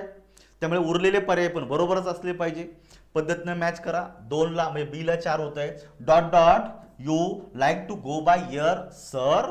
तुम्ही एखाद्याला पोलाईट रिक्वेस्ट करताय, would you like to go by your sir. Your म्हणजे हवेतून नाही, एरोप्लेनच्या माध्यमातून तुम्ही प्रवास करू शकता का, अशी आवडतं का. तर या ठिकाणी कॉन्टॅक्च्युअली ओल्ड येणं अपेक्षित आहे मित्रांनो. म्हणजे बी साठी तुम्हाला किती येतं आहे, 4चं उत्तर येते. आणि बी साठी 4 परत एकदा एकाच ठिकाणी दिलेले. म्हणजे मित्रांनो, उरलेले मॅच करून घ्या, 100% बरोबर येते. If you dot dot if you could tell me the exact date of your journey. इथं कुड वापरला जातो. तुम्हाला कुड हा थोडी पोलाईट रिक्वेस्ट केल्यासाठी. इफ यू कुड रिक्वेस्ट केलेली आहे, तुमचा exact date of your journey सांगू शकता का, पोलाईट रिक्वेस्टसाठी कुड वापरला जातो. हे लक्षात ठेवायचं. आणि कुड हा जो पोलाईट रिक्वेस्ट व्यक्त करतो तो भूतकाळातील नाही करत, वर्तमान काळातील करतो, लक्षात ठेवायचं. आणि रिक्वेस्ट कधी भूतकाळात केली जात नाही. ती वर्तमान काळात केली जाते आणि भविष्याच्या कॉन्टेक्स्टमध्ये केली जाते. So could indicate polite request in that context. Okay. आणि शेवटचा येतो तो निश्चितच तुमचा काय असला पाहिजे, may. You may have to accept the booking. बरोबर आहे. त्यामुळे हे उत्तर बरोबरच येतं 3 नंबरमध्ये. पुढे घ्या. MPSC 17चा प्रश्न आहे मित्रांनो. See dot dot understand today's lecture. Notice करायचं. आता इथं तेव्हा तुम्ही स्पेसिफिक गोष्ट मांडता तेव्हा तुम्ही पाहून घ्या आता काय दिले. Which of the following models, इथं अनेक दिलेले बघा. Fills the correctly blank in the sentence above. बघा, can not, could not, may not आणि शुड नॉट. मग मूळ वाक्य तुम्हाला समजून घ्यायचं मित्रांनो. See dot dot understand today's lecture. मग आता मे बी ती काल आलेली नसेल एखाद्या विद्यार्थिनी, काल अर्धा टॉपिक झालेला आहे. बरोबर आहे का. मग सर आता दुसऱ्या दिवशी आलेले आणि ही पण दुसऱ्या दिवशी आलेली. याचा अर्थ असा झाला का काल काय झालं हे तिला माहिती नाही, त्यामुळे आजचंही कदाचित तिला कळणार नाही. बरोबर आहे का. मग या ठिकाणी पॉसिबिलिटी व्यक्त झालेली वाक्यामध्ये. परिद वैयक्तिक दिलेली स्पेसिफिक पॉसिबिलिटी, विशिष्ट व्यक्तीविषयी. नोटीस करा. मग कॉन्टेक्स्चुअली कुठलं बरोबर येते हे तुम्हाला मी माहिती सांगतो, ही लक्षात ठेवा. ही खूप महत्त्वाची माहिती आहे. तर जनरली वाक्यात पॉसिबिलिटी दर्शवलेली आहे. तर मे, माईट आणि कुड यांचा वापर पॉसिबिलिटी व्यक्त करण्यासाठी केला जातो, परंतु याच्यामधून सर्टन्टी म्हणजे खात्री व्यक्त केली जात नाही. पॉसिबिलिटी म्हणजे शक्यता आणि सर्टन्टी म्हणजे शुअरिटी, खात्री. त्यामुळं मे, माईट आणि कुड indicate possibility but not certainty. त्यामुळे बघायचं कॅनचा वापर देखील पॉसिबिलिटी व्यक्त करण्यासाठी केला जातो, पण त्यातून जी पॉसिबिलिटी व्यक्त होते ही जनरल पॉसिबिलिटी असते. स्पेसिफिक जर यूज जर करायची असेल तर आपण वाक्यामध्ये स्पेसिफिक इव्हेंटसाठी कॅनचा वापर करत नाही. मग जर स्पेसिफिक इव्हेंट नसेल तर म्हणजे कॅन वापरत नसेल, पण स्पेसिफिक इव्हेंटसाठी तुम्ही मे, माईट, कुडचा वापर या ठिकाणी पॉसिबिलिटीच्या कॉन्टेक्स्टमध्ये करू शकता. त्यामुळे बघायचं मित्रांनो, I am not sure Suresh may, could किंवा might be in the reading room. मला खात्री नाही का सुरेश जो आहे आशेनं रीडिंग रूममध्ये आहे का. त्यामुळे इथं पॉसिबिलिटी सांगितलेली. त्यामुळे इथं कॅन नॉट फक्त चालणार नाही. मग तुम्ही मे चालेल, माईट चालेल आणि कुड पण चालू शकतो. मग ह्या कॉन्टेक्स्टमध्ये मित्रांनो आपल्याला वाक्य बघायचंय. इथं वैयक्तिक झालेलं आहे त्यामुळे कॅन तर येणार नाहीये. मग कॅनचा पर्याय रिमूव्ह करा. कुड नॉट एक चालू शकतो, मे आणि शुड नॉट. तर इथं शुडचा उपयोग आपण केलेला नाहीये. मे, माईट आणि कुड. या कॉन्टेक्स्टमध्ये तुम्ही मे नॉटला घेऊ शकता आणि कुड नॉटला घेऊ शकता. त्यामुळे बी आणि सी कुठे आहे का बघा. Both B and C. पर्याय क्रमांक 26चं 1 नंबरमध्ये करेक्ट आन्सर आहे. तुम्हाला कळलंय काय सांगितलेलं आहे. कॅन डझंट इंडिकेट किंवा एक्सप्रेसेस, आपण म्हणू शकतो स्पेसिफिक पॉसिबिलिटी, विशिष्ट या पद्धतीने. जनरल पॉसिबिलिटी सांगेल, स्पेसिफिक नाही. म्हणजे स्पेसिफिक सांगायची असेल तुम्ही कुड नॉट, मे नॉट असा वापर करू शकता. पुढे बघा आता या ठिकाणी cover your head properly. List, list हा सबऑर्डिनेटिंग कंजंक्शन आहे. असं होऊ नये. You dot dot catch code. तर जो लिस्ट आहे मित्रांनो ह्या वाक्यामध्ये पुढे मोस्टली शुडला प्राधान्य दिलं जातं. शुड कशाला वापर केला जातो. शुड ह्या मॉडल ॲक्झॉलचा वापर केला जातो लिस्टच्या वाक्यामध्ये. शुड. त्यामुळे विसरू नका मित्रांनो, LEST हे सबऑर्डिनेटिंग कंजंक्शन आहे. त्या वाक्यामध्ये पुढे मोस्टली जर फिल इन द ब्लँक्सला आला तर शुड प्रायोरिटी दिली जाते. पुढे घ्या. Fill in the blanks using modal verb from the given options. काय दिलेले बघायचं आता. इथे तुम्हाला 4 पर्याय दिलेले आहे. Dot dot we go for a movie. Dot dot we go for a movie. मग आता ते तुम्ही बघू शकता वाक्य तुम्हाला इंट्रोगेटिव्ह सेंटेन्स दिलेले आहे. मग मित्रांनो तुम्हाला सेकंड वर्ड हा सब्जेक्ट आहे, म्हणजे या ठिकाणी तुम्हाला हेल्पिंग वर्बचाच वापर करायचा आहे. मग आता मित्रांनो बघायचं जर वी आलेला आहे इंट्रोगेटिव्ह सेंटेन्स तर मी तुम्हाला एक तिसरं वाक्य सांगतो. तिसऱ्यांदा सांगतोय, शालचा वापर जर इंट्रोगेटिव्ह सेंटेन्समध्ये केला जातो तर पुढे आय किंवा वी पैकी एक प्रायमरी सब्जेक्ट म्हणून वापर केला जातो. त्यामुळे या ठिकाणी थोडा जास्त ॲक्युरेट कुठला आहे मित्रांनो, शाल. शालच्या नंतर वी आलं. Shall we go for a movie. It means giving suggestion, दुसऱ्याला सजेशन देणं, ऑफर ऑर सजेशन. त्यामुळे इथं शाल येणं अपेक्षित आहे. त्यामुळे विल नको आहे, कॅन नको आहे, शाल चालू शकेल. दुसरं बघा दिलेलं आहे I dot dot do any rigorous physical exercise. मी अशा प्रकारे रिगरस, कठीण, ज्याला जास्त एनर्जीची गरज आहे अशी फिजिकल एक्सरसाइज करतो किंवा करू शकत नाहीये. On account of my age, इथं स्पष्टपणे दिलेले बघा, on account of my age, माझं वय झालेलं असल्या कारणानं मी अशी एक्सरसाइज करू शकणार नाही, म्हणजे वाक्याला निगेटिव्हिटी प्राप्त होते. त्यामुळे मित्रांनो ॲबिलिटी व्यक्त करण्यासाठी कॅनचा वापर केला जातो. म्हणजे 2 नंबरमध्ये उत्तर येते ते विल येणार नाहीये, म्हणून हे पण पर्याय जातो. म्हणजे तिसरा विल यायला पाहिजे, I will go to London next week. Next week जो आहे हा जनरली आपण फ्युचर टाइम एक्सप्रेशन आहे, त्यामुळे भविष्यकाळ व्यक्त करण्यासाठी विलचा वापर केला जातो. बघा हे सगळे कॉन्टेक्स्ट आहेत आणि हे तुम्हाला वाचून ठेवायचं एकदा. ही जी माहिती आहे त्या लिमिटेड 2-3 पानाच्या डेटामध्ये 100% भेटते. त्यामुळे इथं उत्तर ह्या अनुषंगानं काढायचं आहे आपल्याला. पुढचा प्रश्न दिलेला आहे, fill in the blanks using models from the answers option. मग मित्रांनो परत एकदा या ठिकाणी तुम्हाला 3 वाक्य दिलेले, लिपिक टंकलेखक प्रेलिम 2017चा पेपर आहे. I dot dot meet you on Friday as I am out of station on Thursday. थर्सडेच्या नंतर फ्रायडे येतो. मग मित्रांनो हा व्यक्ती सांगतो आहे मी थर्सडेला आउट ऑफ स्टेशन आहे, म्हणजे त्या शहरामध्ये त्या ठिकाणी तो अवेलेबल नाहीये आणि म्हणून तो तुम्हाला फ्रायडेला भेटू शकतो. म्हणजे पॉसिबिलिटी व्यक्त केलेली या ठिकाणी लक्षात ठेवायची. त्यामुळे मस्टनी पॉसिबिलिटी व्यक्त होत नाहीये, हे होणार नाहीये. I shall meet you on Friday as I am out of station on Thursday. त्यामुळं थोडीशी एक शक्यता या ठिकाणी मित्रांनो शाल जास्त ॲक्युरेट आहे, कारण तुम्ही भविष्यकाळाविषयी बोलतात का मी तुम्हाला फ्रायडेला भेटू शकतो कारण मी थर्सडेला अवेलेबल नाही आहे. त्यामुळे इथं भविष्यकाळाच्या कॉन्टॅक्टमध्ये शाल हा जास्त ॲक्युरेट येतोय. तर इथं 1 नंबरमध्येच उत्तर येत आहे, कुडंट होणार नाही, I couldn't meet you on Friday as I am out of station on Thursday असं होणार नाही. ठीक आहे. दुसरं दिलेले बघायचं, you dot dot carry your hall tickets in the examination room. तुम्ही जर परीक्षेला जाता, एमपीएससीचे विद्यार्थी आपण सर्वजण परीक्षेला जात असताना आपल्याकडे जर हॉल तिकीट जर नसेल तर आपल्याला दारातही उभं करणार नाही, बरोबर आहे की नाही.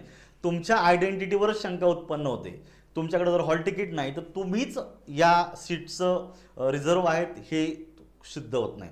त्यामुळे एक्झाम हॉलमध्ये जाणं म्हणजे हॉल तिकीट कॅरी करणं हे कंपल्सरी आहे. मग कंपल्शन कशाने व्यक्त होतं मित्रांनो, मस्ट या मॉडल ॲक्झिलरीने व्यक्त होतो. आणि तिसरं झालेलं बघायचं, as I was sick yesterday I dot dot attend the meeting. आता हे दिलेलं आहे ऑज सिक, ऑज इंडिकेट पास्ट टेन्स, बरोबर आहे का. मी काल आजारी असल्या कारणामुळे मी अटेंड करू शकलो का मीटिंग, नाही. म्हणजे पास्ट अबिलिटी व्यक्त केलेली तुम्हाला सांगितलेली आहे. इथं कुडंटचा वापर बरोबर आहे. बघा सगळ्या लेवलला उत्तर पर्याय क्रमांक 1 येते. ह्या गोष्टी माहीत पाहिजे. आणि ह्या लेक्चरमधला आपला हा एक प्रश्न बघा आता, a company secretary must be convergent with the labour law. बघायचं या ठिकाणी तुमच्या वाक्यामध्ये दिलेलं आहे मस्ट बी कन्व्हर्जंट. कन्व्हर्जंट म्हणजे मित्रांनो एखाद्या गोष्टीची त्याला पुरेशी माहिती असणं, बरोबर आहे. एखाद्याला जर कृषी मंत्री जर केलं आणि त्याला जर शेतातलं जर काही गाजरे कळत नसेल तर त्याला कृषी मंत्री करून फायदा काय, बरोबर आहे की नाही. म्हणजे हे लक्षात ठेवा, जर एखाद्याला जर तुम्हाला इकॉनॉमिकच्या संदर्भामध्ये तुम्हाला अर्थमंत्री जर करायचं असेल आणि त्याचा जर कधी फारशी व्यवहारांशी माहिती जर नसेल वगैरे तर मित्रांनो ते शक्य नाही. त्यामुळे थोडा एबल व्यक्तीच विशिष्ट पोस्टवर बसवला जातो. तुम्हाला जर कंपनी सेक्रेटरी व्हायचं असेल तर लेबर लॉची तुम्हाला माहिती पाहिजे. आलं लक्षात. मग या ठिकाणी 30 नंबरचा प्रश्न तुमच्या लक्षात येतो मित्रांनो, which one of the following does the modal auxiliary must in the sentence above expresses. Obligation बंधनकारकता, सजेशन आहे, ॲडव्हाइस आहे आणि नेसेसिटी आहे. नेसेसिटी म्हणजे गरज. तर जनरली मित्रांनो बघा बंधनकारक आहे असातला भाग नाही, बरोबर का. सजेशन कोणी देणार नाही, ॲडवाईस पण नको, तो जनरली होतो नेसेसिटी. म्हणजे तुम्हाला जर कंपनी सेक्रेटरी व्हायचं आहे किंवा तुम्ही जर कंपनी सेक्रेटरी असाल तर तुम्हाला लेबर लॉची माहिती असणं गरजेचं आहे, तरच तुम्ही होऊ शकता. म्हणजे नेसेसिटी व्यक्त झाली. म्हणून इथं पर्याय क्रमांक 30चं तुमचं एक्झॅक्ट उत्तर आहे.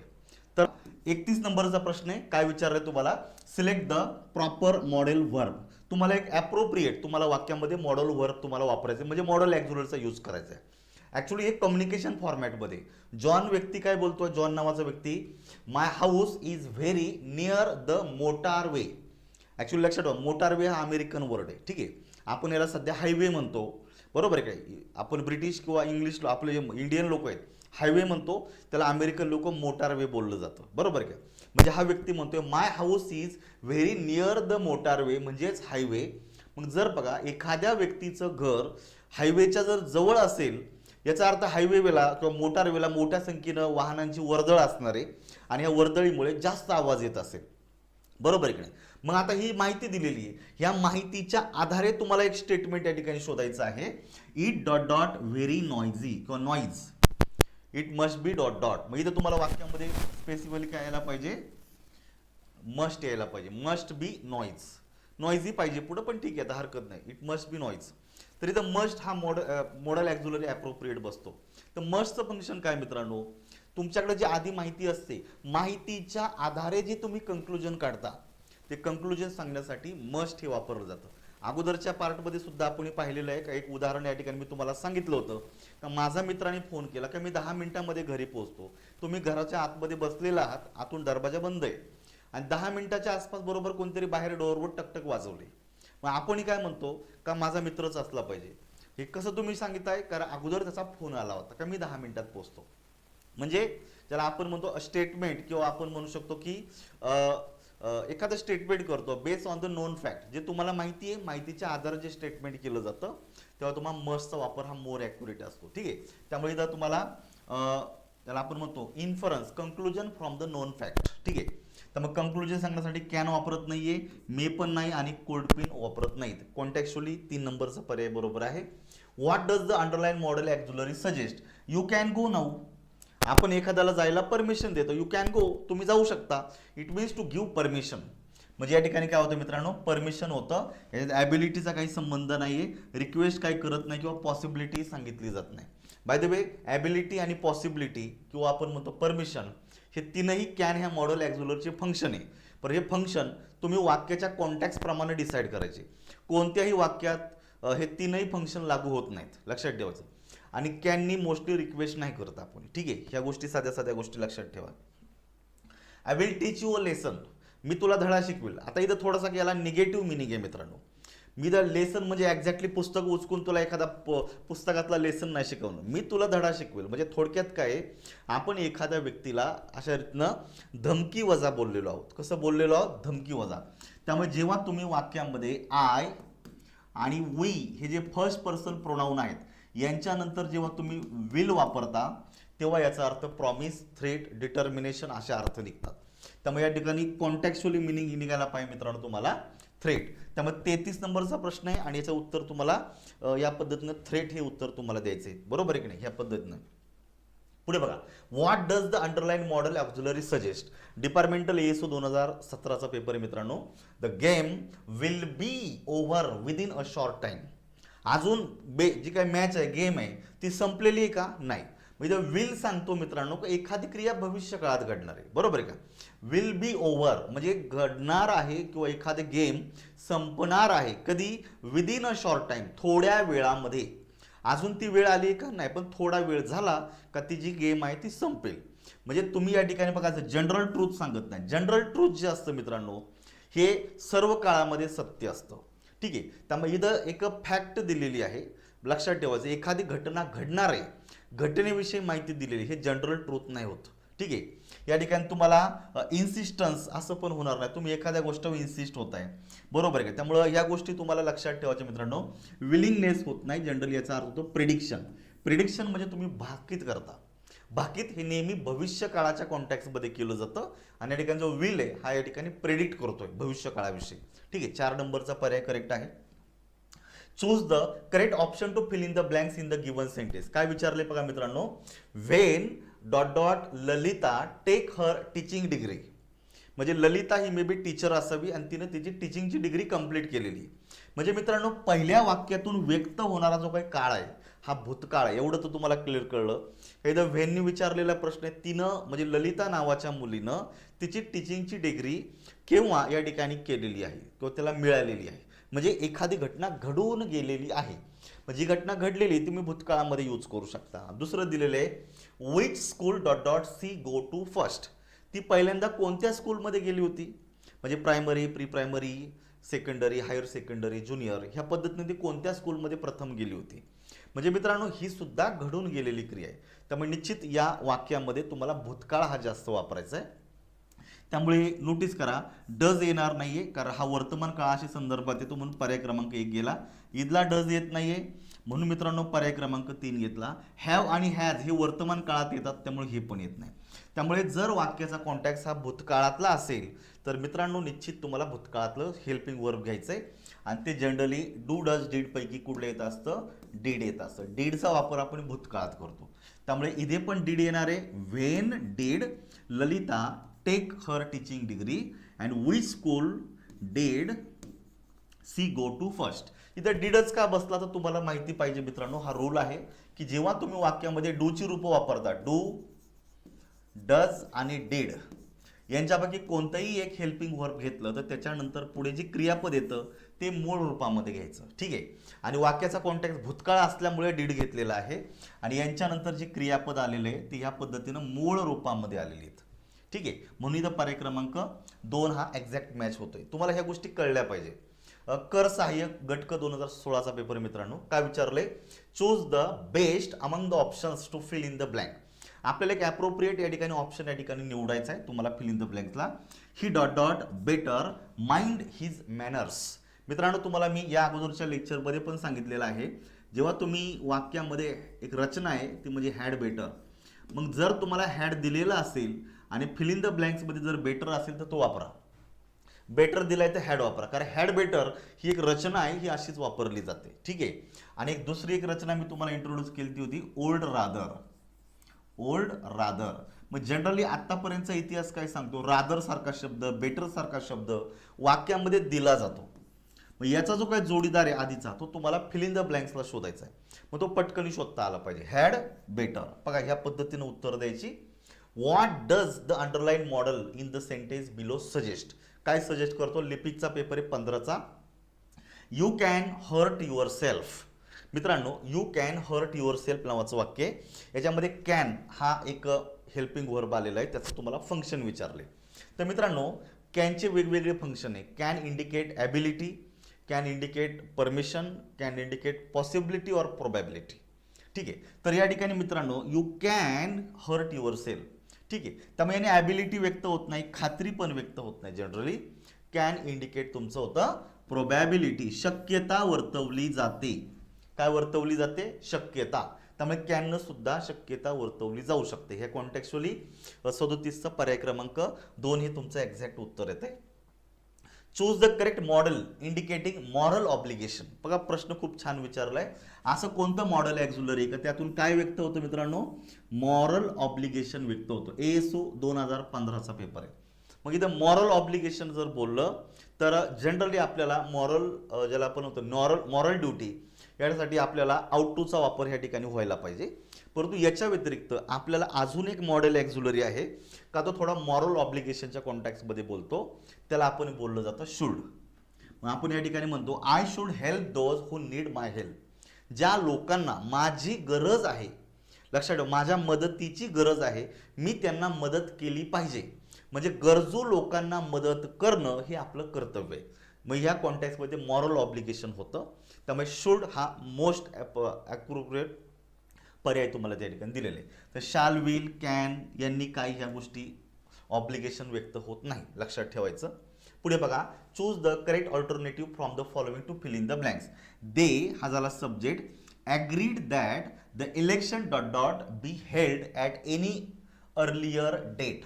आता हे वाक्य थोडंसं क्विझी टाईपचं आहे, तर तुम्ही नोटीस करू शकता दे ॲग्रीड, ते ॲग्री झालेले आहेत का एखादी जी काही घटना आहे, जसं इथं इलेक्शन झालेले बरोबर आहे, इलेक्शन होणार आहे, ते ॲज अर्ली ॲज म्हणजे जितकं असेल तितक्या लवकरच्या अगोदर, म्हणजे जितकं शक्य असेल तितके अगोदर या ठिकाणी अर्ली डेटला ते व्हायला पाहिजे किंवा घडायला पाहिजे.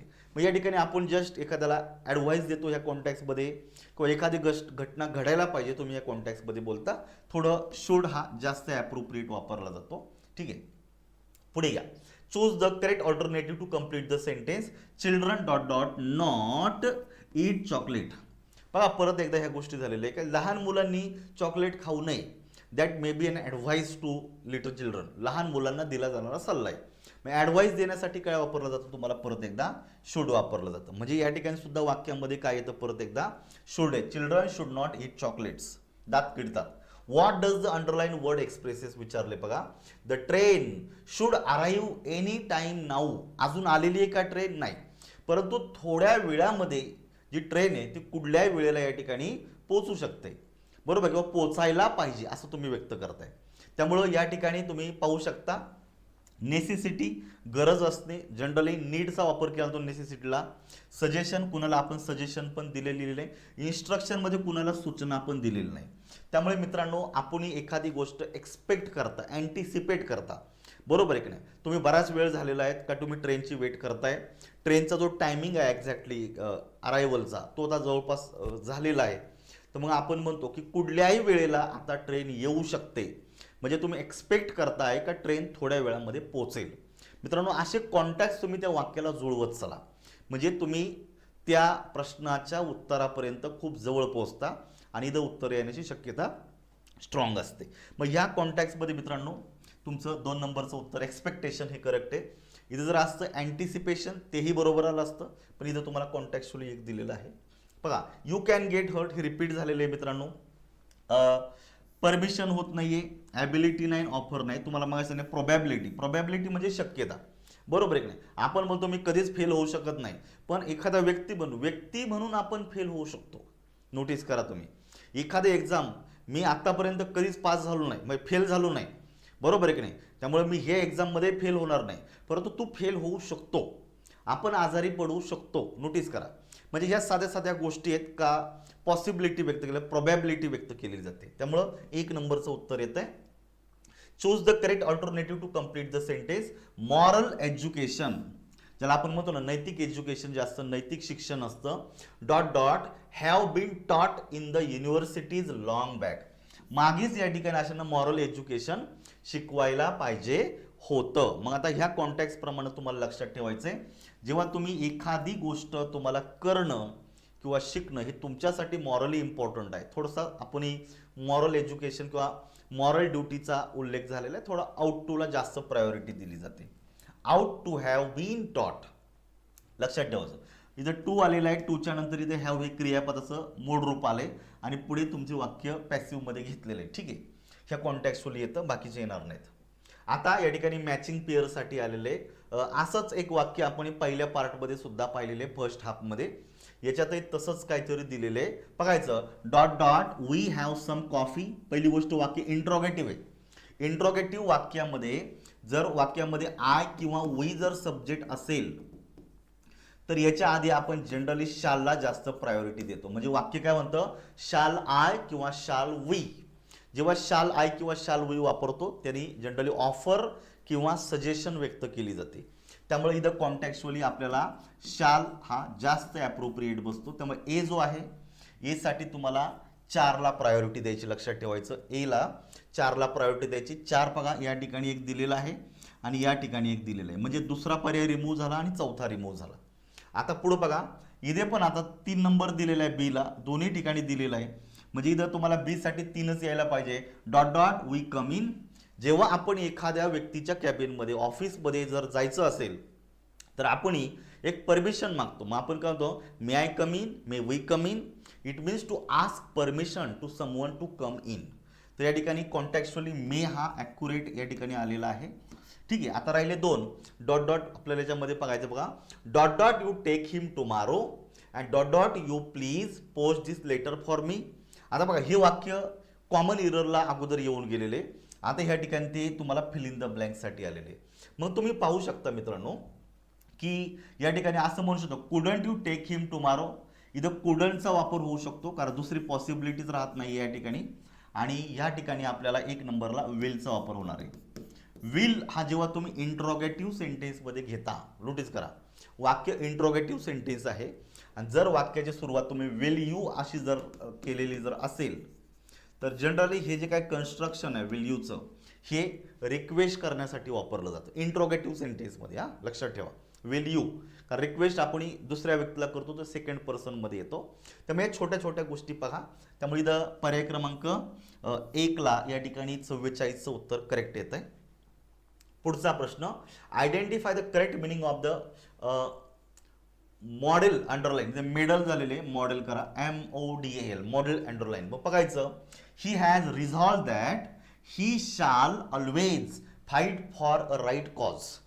म्हणजे त्यानं रिझॉल्व्ह करणं म्हणजे दृढ निश्चय केलेला आहे, डिटरमाइंड केलेला आहे एखादी गोष्ट करण्याचा, ठीक आहे, दृढ निश्चय केलेला आहे. That he shall always fight for a right cause. जेव्हा तुम्ही दृढ निश्चय करता मग त्या कॉन्टेक्स्ट प्रमाणे वाक्य आले. आता इथे शाल हे मॉडेल ॲक्झिलरी आलेलं आहे आणि त्याच्या अगोदर थर्ड पर्सन सिंग्युलर सब्जेक्ट आलेलं आहे. मग नोटीस करायचं मित्रांनो, जेव्हा तुम्ही यू, ही, सी आणि दे ह्याच्यापैकी एखादा सब्जेक्ट येतो आणि त्याच्यानंतर जेव्हा शाल घेता तेव्हा हा भविष्य काळानं सांगता प्रॉमिस, थ्रेट, ऑर्डर, डिटर्मिनेशन असे काही शब्द मिनिंग या ठिकाणी प्राप्त होतात. त्यामुळे या ठिकाणी डिटर्मिनेशन म्हणजे दृढ निश्चय हा एक्झॅक्ट उत्तरामध्ये येतोय, ठीक आहे, ह्या पद्धतीनं. पुढे द 3 प्रायमरी ऑक्झिलरीज, हा खूप बेसिक प्रश्न आहे मित्रांनो लिपिकचा 13चा. आपल्याला 3 बेसिक प्रायमरी ऑक्झिलरीज आहे. आता आपण मॉडेल ॲक्झिलरी विषयी नाही बोलत आहे, प्रायमरी. मग प्रायमरी ॲक्झिलरी 3च आहे मित्रांनो, बी, दुसरा आहे तुमचा हॅव आणि तिसरा आहे तुमचा डू. मग बीची रूपं होतात am is are was were, हॅवची होतात हॅव, हॅज आणि हॅड, आणि डूची होतात डू, डज आणि डीड. त्यामुळे ह्या सगळ्या गोष्टी तुम्हाला माहिती पाहिजे. बी, हॅव, डू हे उत्तरात आलं पाहिजे, पर्याय क्रमांक 1. पुढे घ्या. She used to play hide and seek with her girlfriends in her childhood. आता बघा, एखादी व्यक्ती तिच्या बालपणामध्ये काही अशा रीतनं खेळ खेळायची वगैरे आपण असं म्हणतो. म्हणजे it may be an habit in the past, ही एखादी भूतकाळातील सवय आहे. And that habit change in a course of time. जसा काळ बदलतो तशा आपल्या सवयी सुद्धा बदलत जातात मित्रांनो. So used to indicate disconnected habit in the past. Notice करायचं. त्यामुळे यूज टूनं काय व्यक्त केलं, भूतकाळातील सवय का जी आत्ता राहिलेली नाही.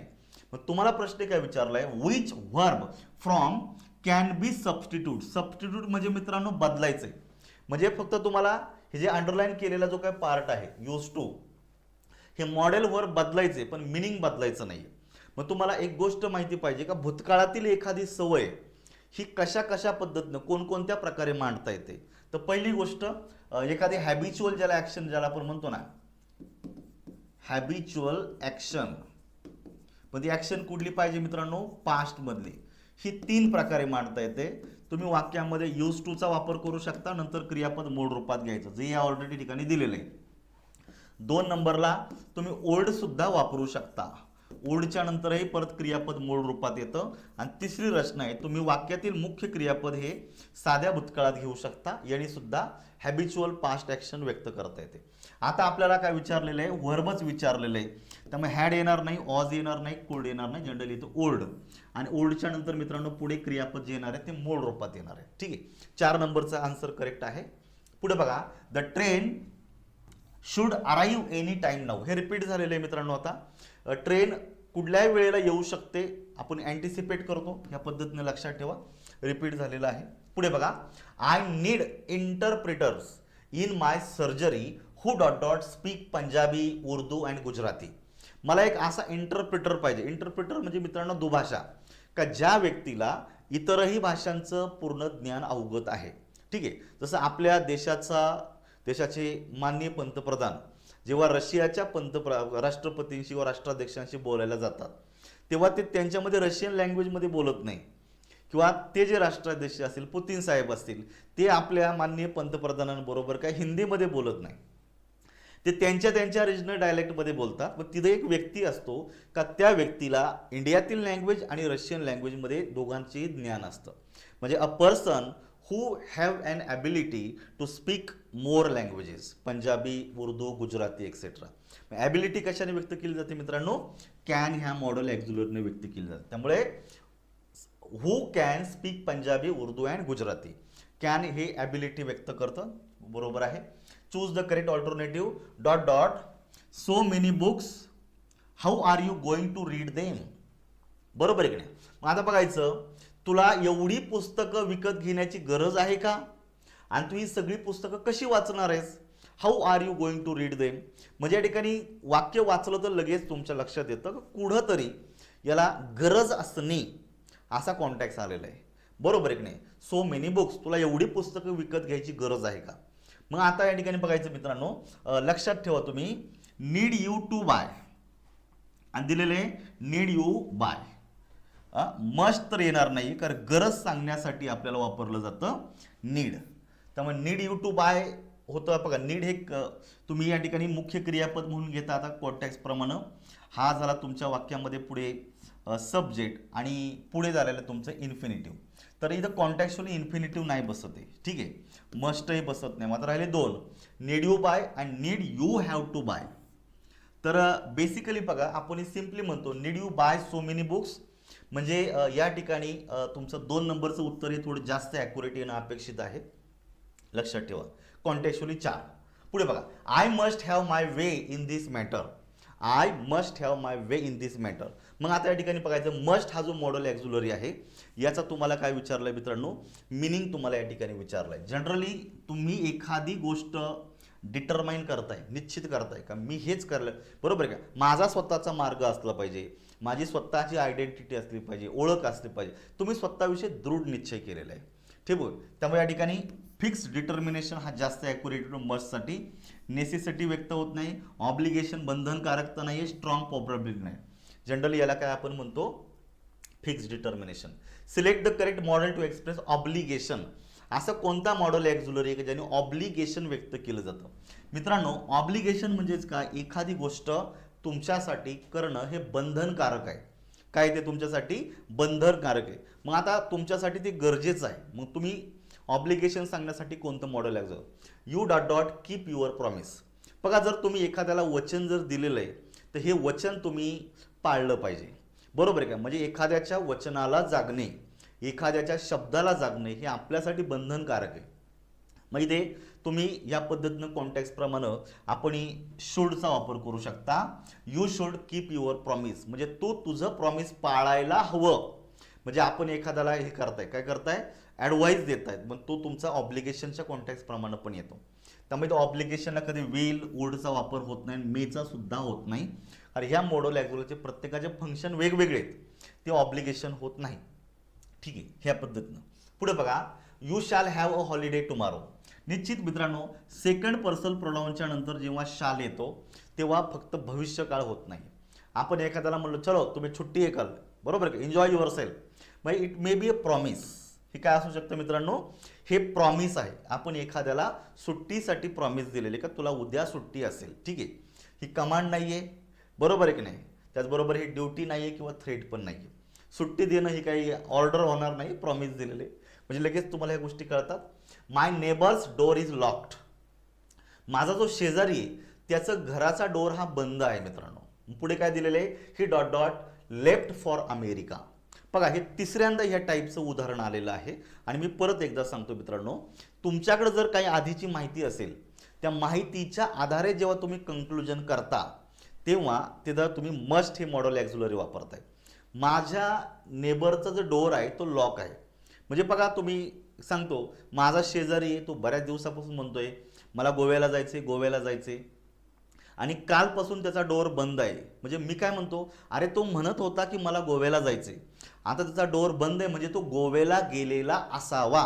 गोव्याला जाऊन चेक करण्याची गरज नाही, त्याला फोन करण्याची गरज नाही, कारण त्यानं ऑलरेडी सांगितलेलं आहे का मी गोव्याला जाणार आहे. म्हणजे ज्याला आपण म्हणतो इन्फरन्स फ्रॉम नोन फॅक्ट. जी तुम्हाला अगोदर माहिती आहे त्या माहितीच्या आधारे तुम्ही जेव्हा कंक्लुजन करता तेव्हा तुम्ही मस्टचा वापर करता. त्यामुळे 54 नंबरचा प्रश्न आहे मस्टचा वापर करायचा, ज्या अर्थी पुढे तुमच्या वाक्यामध्ये क्रियापद तिसऱ्या रूपात आलेले आहे V3 म्हणजे हॅव सोबत बरोबर येणार. ठीक आहे. ह्या पद्धतीनं पुढे बघा, I dot dot pay the bill today, it is the last date.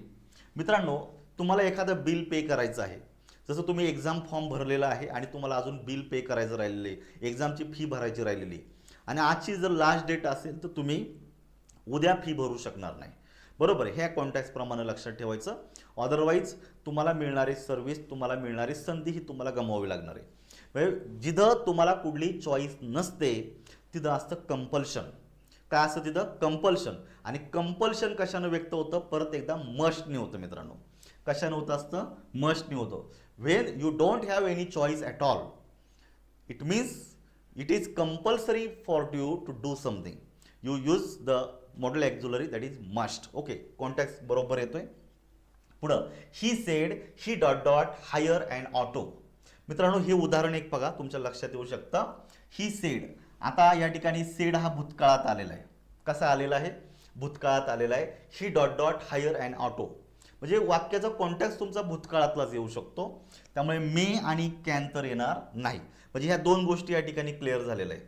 मग मित्रांनो, मेचा भूतकाळ तुम्ही माईट म्हणू शकता, बरोबर आहे की नाही. He said he might hire and auto, ठीक आहे. त्यामुळे इथं 2 नंबरचा पर्याय वरतो तो विलचा ओल्ड होणार नाही, भविष्यकाळ नाही होणार ॲक्च्युली. या पद्धतीने लक्षात ठेवा, म्हणजे त्या कॉन्टेक्स्ट प्रमाणे येणार नाही ओल्ड.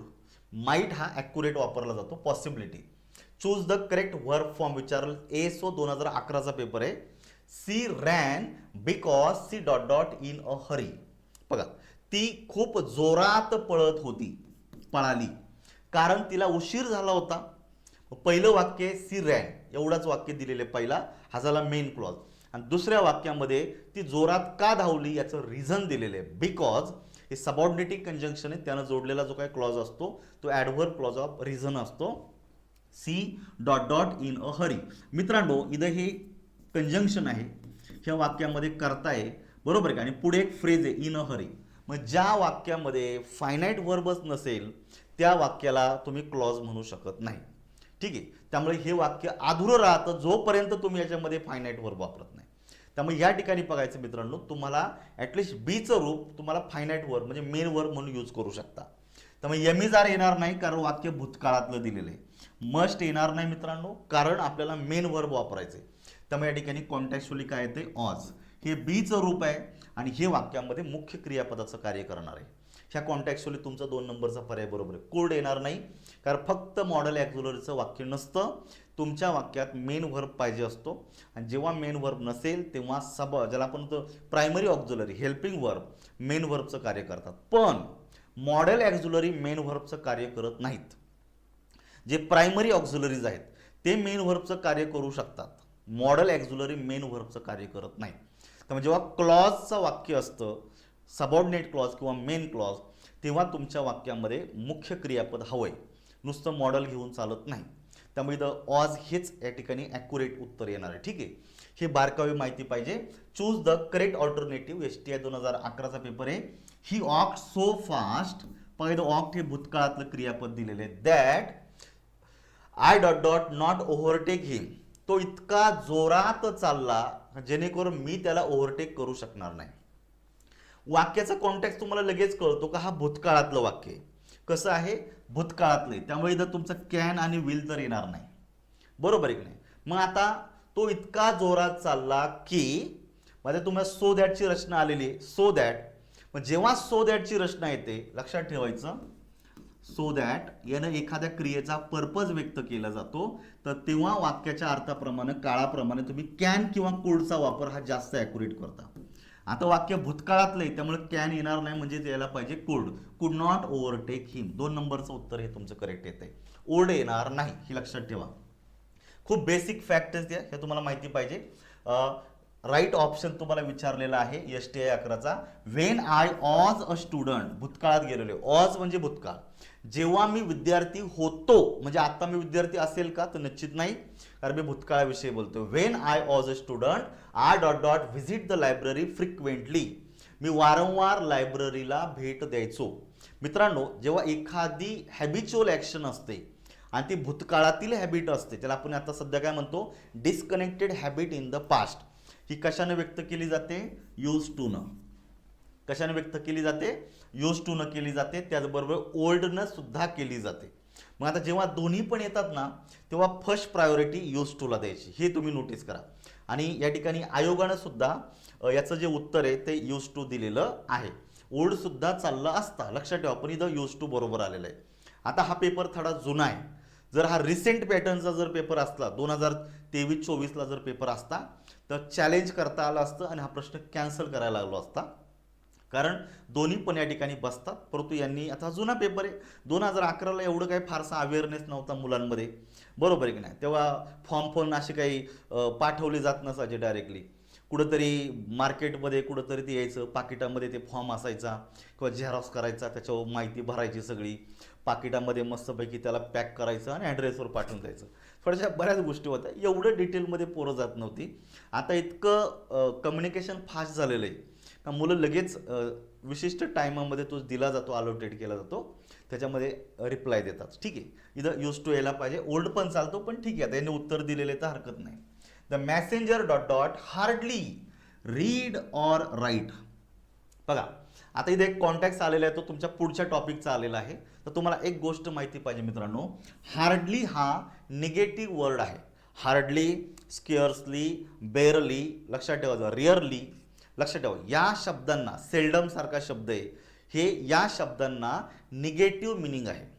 तेव्हा जेव्हा हे शब्द वाक्यामध्ये येतील तर त्या वाक्यामध्ये दुसरा एखादा निगेटिव्ह वर्ड वापरायचा नाही, कुठला तरी एकच चालतो. ठीक आहे, मग आता मित्रांनो कॅनॉट चालणार नाही, कारण कॅनॉट आणि हार्डली दोन निगेटिव्ह वर्ड एका वाक्यात येणार नाही. डझंट पण येणार नाही, त्यामुळे हा पण गेलेला आहे. आता कॅन आणि डज या दोनपैकी एक राहणार आहे. The messenger can hardly read and write, म्हणजे त्याची ॲबिलिटी व्यक्त केलेली आहे, त्याला मुश्किलनं रीड किंवा राईट करता येतं, म्हणजे त्याच्यामध्ये ॲबिलिटी व्यक्त केलेली आहे. मग ॲबिलिटीसाठी आपण काय वापरतो या ठिकाणी, निश्चित तुम्हाला कॅन वापरतो, डज येणार नाही, डजनी ॲबिलिटी व्यक्त होत नाही, लक्षात ठेवायचं. पुढे बघा, चूज द करेक्ट मॉडेल विचारले. आता आपण तलाठी भरतीचे काही निवडक पेपर या ठिकाणी घेतलेत. ठीक आहे, आणि ही तलाठी भरती ऑफलाईन जुनी झालेली, आता रिसेंट नाही. रिसेंटमध्ये खूप मोठ्या संख्येनं प्रश्न आहेत. मी माझी एक सेपरेट बॅच पण आहे TCS पॅटर्नच्या प्रश्नांची, एक अराउंड मी 2500 प्रश्नांचं विश्लेषण त्या ठिकाणी केलेलं आहे. जर तुम्ही पुढं मागं जर एखादी परीक्षा जर राहिली असेल किंवा होणार असेल TCS मार्फत, तर ते एकदा प्रश्नपत्रिकांना चाळा. अगदी नॉमिनल फ्रीमध्ये तो कोर्स अवेलेबल आहे, त्याचा सुद्धा तुम्हाला नक्की फायदा होईल. त्यांचा अप्रोच वेगळा आहे, MPSCचा अप्रोच वेगळा राहतो मित्रांनो. बघा, चूज द करेक्ट मॉडेल विचारलेले, dot dot you please, please सारखा शब्द काय करतो, रिक्वेस्ट करतो. बघायचं, lower the volume, I am getting disturb. बरोबर आहे का, तुम्ही काहीतरी पुस्तक वाचताय, तुम्ही काहीतरी ध्यानधारणा करताय, किंवा तुमचं काही एखादं कार्य चालू आहे, काहीतरी काम चालू आहे, आणि कोणीतरी आजूबाजूला मोठ्या आवाजामध्ये लाऊडस्पीकर किंवा मग मोबाईल यूज करतोय किंवा टेप रेकॉर्ड चालू आहे. मग जर आजूबाजूला जर आवाज जर जास्त येत असेल आणि तुम्हाला जर डिस्टर्ब होत असेल, तर मित्रांनो तुम्ही त्यांना रिक्वेस्ट करता का तुमचा जो आवाज आहे होणारा तो आवाज कमी करा, मला डिस्टर्ब होत आहे. आणि द प्लीज सारखा शब्द काय सांगतो, तुम्ही त्यांना रिक्वेस्ट केलेली आहे. मग मित्रांनो वाक्य तुमचं इंट्रोगेटिव्ह आहे. मग आता यूच्या अगोदर तुम्ही 2-3 पॉसिबिलिटी येतात. कोड जो असतो तो कोडनी आपण पोलाईट रिक्वेस्ट केली जाते, हे लक्षात ठेवा. प्रथमतः कोड इंडिकेट पोलाईट रिक्वेस्ट, त्यामुळे could is a polite and common way to ask someone to do something. तर जनरली कोड हाच या ठिकाणी जास्त ॲक्युरेट येतो. पोलाईट रिक्वेस्ट करण्यासाठी मे, हॅव किंवा शुड वापरले जात नाहीत. आणि कोडने सुद्धा पोलाईट रिक्वेस्ट जेव्हा व्यक्त होते ते वाक्य इंट्रोगेटिव्ह सेंटेन्स असतं.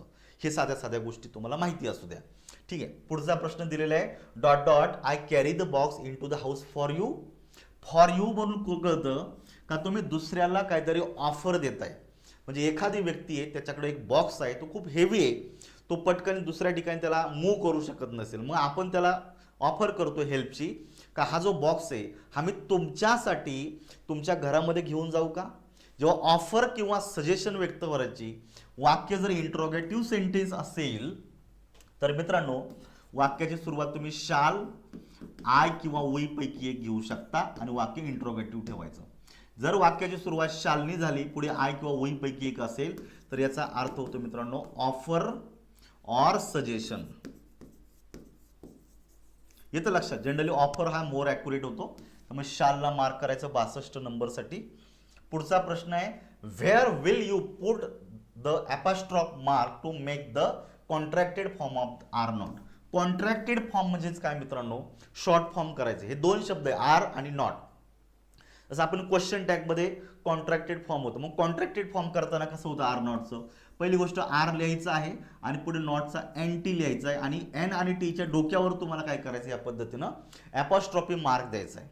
तर हा ॲपॉस्ट्रॉफी मार्क आहे, तर इथं हा ॲक्च्युअली जो ओ शब्द आहे, लेटर आहे, तो ओ काढून त्याच्यावरती डोक्यावर दिलेला आहे आणि ते शब्द एकत्र जोडले. त्यामुळं आफ्टर आर ई असं होणार नाही, इन प्लेस ऑफ ओ ही पॉसिबिलिटी आहे. त्यामुळे 63चं 3 नंबरचं उत्तर येते, ओ ऐवजी डोक्यावर तुम्हाला ॲपॉस्ट्रॉफी मार्क द्यायचा आहे. बिफोर यन वगैरे अशा गोष्टी येणार नाही. साधे साधे बघायचं कशा पद्धतीनं केलं जातं ते. Fill in the blanks with the appropriate auxiliary. He said that he dot dot do this. He said that, he dot dot do this. आता इथं बघायचं सेड आलेलं आहे, पुढे दॅटचा क्लॉज आलेला आहे. मित्रांनो दॅट हा जेव्हा दोन वाक्यांना जोडतो, इथं तुम्हाला दिलेलं आहे तर तुम्हाला लगेच कळतं अरे हे वाक्य इनडायरेक्ट स्पीचचं जरा जास्त दिसतंय. मग डायरेक्टचं इनडायरेक्ट करताना सेड हा रिपोर्टिंग वर्ब घेतलेला आहे, दॅटचा तुम्ही कनेक्टिव्ह म्हणून वापर घेतलेला आहे आणि पुढे personal pronoun generally third person प्रोनाउनमध्ये घेतलेली आहे. म्हणजे हे वाक्य कम्प्लिटली इनडायरेक्ट स्पीचचं आहे. मग इनडायरेक्ट स्पीचमध्ये कॅनचं कुड होतं, मेचं माईट होतं, शालचं शुड होतं, विलचं वुड होतं. मग इथं कॉन्टेक्च्युअली तुम्हाला भूतकाळातली तुम्हाला रूप कुठली सापडणार आहे, ओल्ड चालणार आहे. बरोबर आहे की. मग 64 साठी 3 नंबरचं उत्तर आहे. मी अप्रोच कसा बिल्टअप केलाय ते लक्षात ठेवा. कॅन येणार नाही, कारण कॅन हा डायरेक्ट स्पीचमध्ये येईल आणि इनडायरेक्ट असेल तर कॅनचं कोड होईल. मे येणार नाही, शाल येणार नाही, कारण ही डायरेक्ट स्पीचमध्ये येतात. यांचं इनडायरेक्ट करताना मेचं माईट आणि शालचं शुड होतंय. हे वाक्य तर इनडायरेक्टचं आहे, त्यामुळे या ठिकाणी ओल्ड चालेल, कारण इथं विल ऐवजी ओल्ड आलेला आहे. म्हणजे डायरेक्ट स्पीचमध्ये विल आहे, इनडायरेक्ट स्पीचमध्ये ओल्ड झालेलं आहे. ह्या पद्धतीनं तुम्ही नोटीस करा. पुढे दिलेलं आहे choose the correct auxiliary verb from the following to fill in the blank. Chandrapur तलाठी दिलेलं आहे, student dot dot follow the school regulation. म्हणजे जे विद्यार्थी आहेत त्यांनी स्कूलचे रेग्युलेशन फॉलो करणं हे विद्यार्थ्यांसाठी बंधनकारक आहे. बरोबर की नाही. मग जर तुम्ही एखाद्या इन्स्टिट्यूटमध्ये शिकत असाल, एखाद्या एज्युकेशनल इन्स्टिट्यूटमध्ये शिकत असाल, तर त्या इन्स्टिट्यूटनं तयार केलेले जे रूल्स आहेत हे सर्वांना फॉलो करणं हे बंधनकारक आहे. That is compulsory. मग कंपल्शन कशाने व्यक्त होतं, मस्ट ह्या मॉडल ॲक्झोनर होतं. माईटनं कंपल्शन होत नाहीये, मेनं नाही आणि मोस्टलीनं नाही. ह्या छोट्या छोट्या गोष्टी तुम्हाला माहिती असू द्या मित्रांनो. पुढे we ought to work hard. The modal auxiliary in the above sentence expresses. Beed तलाठी 2015चा पेपर आहे. आणि आउट टू न काय व्यक्त होतं, generally ought to indicate moral duty. आपलं एखादं नैतिक जबाबदारी व्यक्त केली जातात. तिथं तुम्हाला थ्रेट धमकी तर होणार नाहीये, गरजही होणार नाही, दृढ निश्चय होत नाही. म्हणजे तुमचं उत्तर येतं तुमचं ड्युटी. इथं मॉरलचा उल्लेख पाहिजे पण ठीक आहे, ड्युटी आहे म्हणजे ते मॉरल ड्युटीच असली पाहिजे. ठीक आहे. पुढचा एक राहिलेलं आहे बघायचं. I cannot help you, don't expect anything from me. मी तुला मदत करू शकत नाही, माझ्याकडनं कोणतीही अपेक्षा बाळगू नकोस. Can not. बरोबर आहे की नाही. ह्या पद्धतीनं बघायचं. Choose the correct to replace the underline word. Replace करायचे. मग मित्रांनो बघायचं आय एम एबल टू होणार नाही, कारण मूळ वाक्य हे निगेटिव्ह आहे. इथं कॅन नॉट आलेले. फक्त जर कॅन असता तर मग याच्या ऐवजी याला असतं am able to, able to. पण इथं कॅन नॉट आहे, कॅन नॉट. कॅन नॉट मुळे वाक्य निगेटिव्ह झालेलं आहे. एम एबलचं होतं unable, unable to help you ह्या पद्धतीनं. त्यामुळं एम एबल टू होणार नाही, आर एबल टू होणार नाही, कारण इथं निगेटिव्ह असल्यामुळे हे पॉझिटिव्ह होणार नाही. दुसरं दिलेले बघायचं. आय आलेला आहे सब्जेक्ट. आयच्या नंतर नेहमी एम येतो वर्तमान काळात. आयच्या नंतर आर वापरत नाही, कारण मूळ मित्र जो करता तो आय आहे. मग आयच्या नंतर आर कधीही येत नाहीये, त्यामुळे हा चौथाही पर्याय जातो. I am unable to help you. Notice करा, कॅन नॉटला रिप्लेस कशाने करता येईल, अनेबल टू न करता येईल. ह्या साध्या साध्या गोष्टी येतात मित्रांनो. 2 नंबरचा पर्याय तुमचा एक्झॅक्ट बरोबर येतो. त्यामुळे असे काही चांगले पेपर होते मी तुम्हाला इंट्रोड्यूस केलेले. आणि तब्बल आपण या पेपरमध्ये या ठिकाणी 67 वेगवेगळ्या पेपर्सला आपण कव्हर केलेले आहे. 67 वेगवेगळ्या प्रश्नांना कव्हर केलेले. तर मित्रांनो बघा, हा जो टॉपिक आहे हा थोडासा डिवाइड झालेला आहे वेगवेगळ्या याच्यामध्ये. म्हणजे प्रायमरी मॉडल हे दोन्ही एकत्रित इथे जरी असेल तरी याचा ॲडव्हान्स पार्ट तुम्हाला सब्जेक्ट अँड व्हर्ब ॲग्रीमेंटमध्ये सुद्धा पाहायचं आहे. कारण सब्जेक्ट अँड व्हर्ब ॲग्रीमेंट जिथे व्हर्ब येतो ना, तर व्हर्बमध्ये मेन व्हर्ब आणि ऑक्झिलरी व्हर्ब दोन्ही पण येतात. त्यामुळे याचा काही भाग तिथे पण दिलेला आहे. आता आपण ही 67 उदाहरणं ही फक्त मॉडल किंवा हेल्पिंग व्हर्बची पाहिली. एवढीच उदाहरणं तुमची मेन व्हर्बची पाहिजेत.